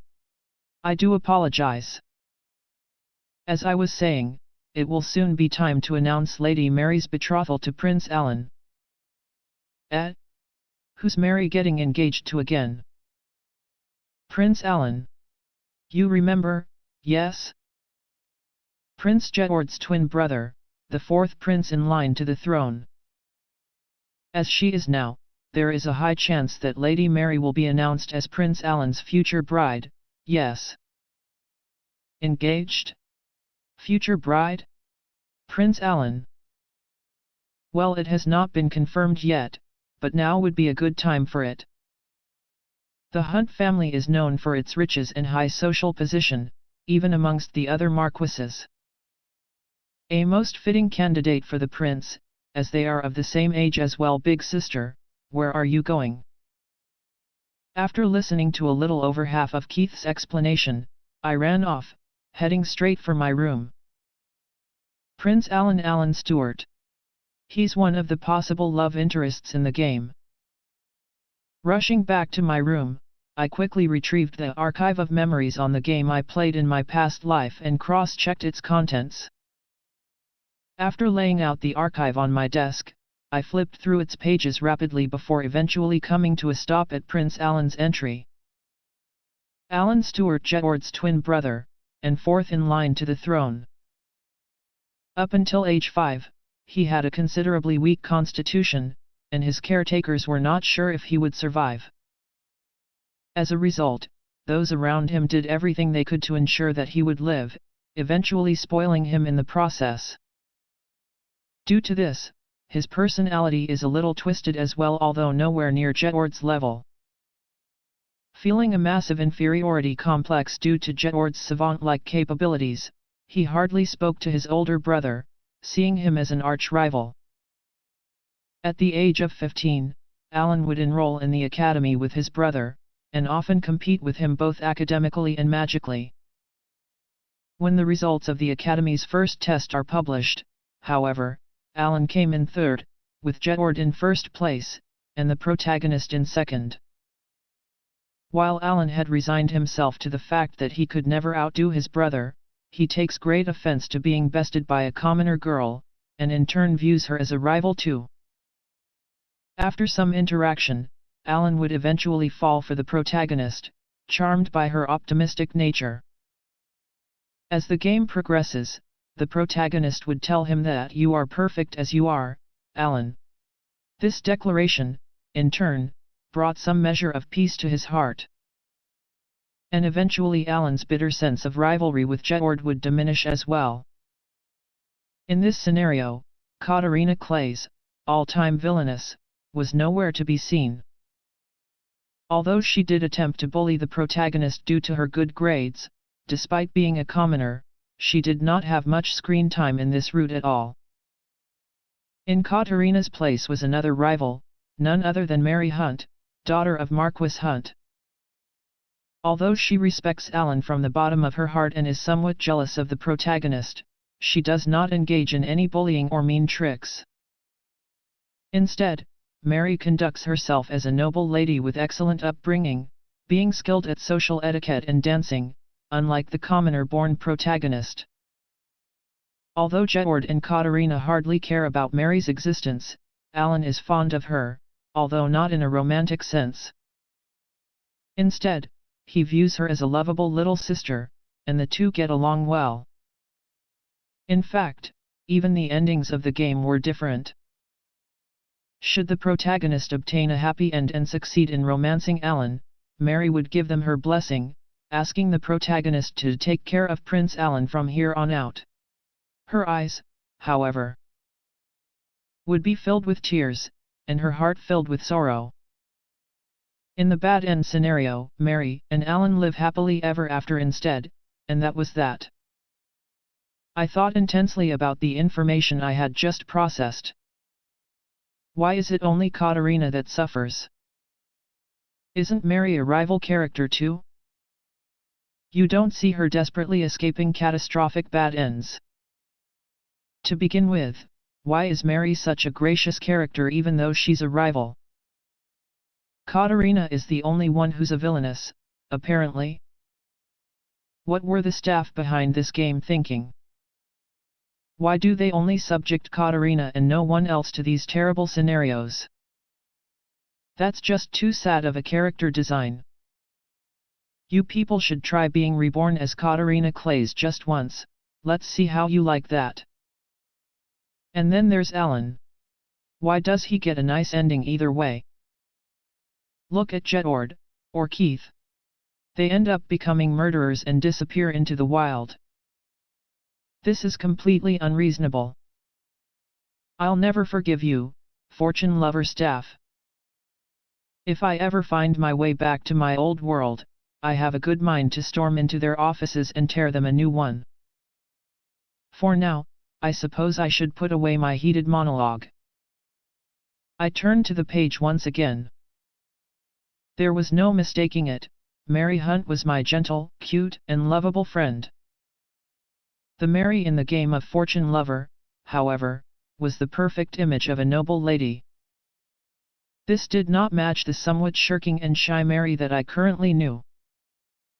Come to think of it, Mary and Catarina were not exactly friends in that setting. If anything, Catarina, who had a tendency to do as she pleased due to the Claes' social standing, didn't like Mary Hunt all that much. To think that Mary was a rival character like me all along. Even so, I didn't recall the word Alan ever leaving Mary's lips. I could only assume that they had not yet met, given how their engagement was soon to be announced. From what I could recall of the game, Mary had spoken of her encounter with Prince Alan during a confrontation between her and the protagonist. It went like this. From a young age, Mary had been bullied due to the fact that she was born of a different mother than the rest of her sisters. Her older sisters would verbally abuse her at every opportunity. This would eventually lead to Mary losing all of her confidence, believing that she was as useless as her sisters claimed she was. Prince Alan was the one who appeared before Mary in her despair, praising the plants that she had raised in her garden. "You're amazing, Mary. Quite the green thumb you've got, no?" A manner of speech. Of course it referred to individuals who had a particular talent at raising plants and other flora. Alan, suitably impressed by Mary's garden, had praised her and told her that she was an amazing individual. This would cause Mary to regain her lost confidence over time, and before she knew it, she was hopelessly in love with the prince. To become a woman that could one day stand at the prince's side, Mary worked hard daily, and received nothing but praise when she had enrolled into the academy. Catarina, on the other hand, spent all her time chasing after Prince Jedward, and as such lagged terribly behind on her academic and magic studies. She was nothing compared to Mary. Ah, truly, Mary is indeed an amazing person. The amazing Mary with the green thumb. Prince Alan sure has a way with words. Wait a minute. Green? Ah. So this was where I had come across the phrase before. Ah, yes. I finally remember. Right, right. It was the famous line that Prince Alan said to Mary that she had a green thumb, that her hands were special, and all that. Why do I somehow remember saying something similar to Mary? Uh-oh. This is bad. Did I end up using Alan's line before he had a chance to say it? How could this be? What was I thinking? I can't just go about spouting famous lines like that before the rightful user says it. What should I do? With this, Prince Alan's line would be a rehash, with as much impact as an already brewed bag of tea leaves. Surely such a line would only have half as much meaning the second time it is used. Catarina Claes, you absolute fool. If only I'd noticed this sooner. Although I did spend some time reflecting in my room by my lonesome, I eventually cheered up, under the justification that what was said could not be undone. After all, Prince Alan is a pretty good prince in his own right. I'm sure he'll be fine, it was just a single line. In fact, I'm sure he'll come up with an even better line, one that would steal Mary's heart. Yes, there was nothing wrong with me taking one of his lines. Nothing at all. Having reached this irrefutable conclusion, I was overcome with relief. I packed up the archives and headed out of my room, making my way back to Keith, whom I had so unceremoniously left behind a short while ago. Mary Hunt is my name. I was born as the fourth daughter of Marquis Hunt's family. Although my mother was a beautiful and gentle person, she was not accepted in the Hunt family due to her low social standing. I, her daughter, was treated the same way. Even so, father really did love mother. He loved her very, very much. With her unfortunate death, however, great changes crept into my life. With father being away from the manor most of the time for work and my mother now gone, I felt like I did not belong anywhere in this manor. While they were cold and distant to me when mother still drew breath, now that she was gone, my older sisters wasted no time before viciously bullying me. They would hide my things, and sometimes even break them or say terribly unpleasant things about me. Examples of what they would say include, "Look at that red hair of yours. How filthy, the stench of commoners oozes from your being, you have absolutely no class, know your place, you are nothing but a bringer of misfortune," and so on. Assaulted with all these words day by day, I felt my heart crumble, and slowly started to fear interacting with others. This sense of fear permeated my being. Eventually, I started to believe what my sisters said, that I was no good, that I would never really amount to anything. My only escape was the small garden in the courtyard. My heart only felt at ease while caring for the plants there. One day, however, I met her amidst a tea party that the Hunt family had organized. Although I was fearful and timid, she spoke openly and cheerfully to me. Her name was Catarina Claes. She had responded to my fearful greeting with a bright one of her own. It was as if she were a being from another world. Unable to get over my fear of people, I left the tea party halfway through, having reached my mental limit. I quickly escaped to the small garden, but there, amidst the blooming flowers, was Catarina Claes. Having gallantly ventured into the garden, Catarina had nothing but praise for what she saw. She praised the garden I had been taking care of all this time. I had not been praised in this manner by anyone, not since mother's death. Caught unawares, I withdrew into myself once more. It was then that Catarina suddenly asked for a favor. She wanted me to have a look at the fields she tended to, on account of their ill condition. Honestly speaking, I was surprised at hearing that the oldest daughter of a duke would tend to fields of any kind at all. But I couldn't help but find Catarina's sparkling eyes and plainly visible passion lovable. One thing led to another, and soon I found myself headed to the Claes family manor to help Catarina with her fields. I dedicated myself to learning about crops as much as I could so that I would be better able to assist her. Unlike me, Catarina was bold and optimistic. She was a most admirable person. With Catarina's praise, I soon started regaining what confidence I had lost. "You have quite the green thumb, Mary. Maybe even green hands too, ha?" "Yes. Green thumb, hand, you know. You're a special and wonderful person."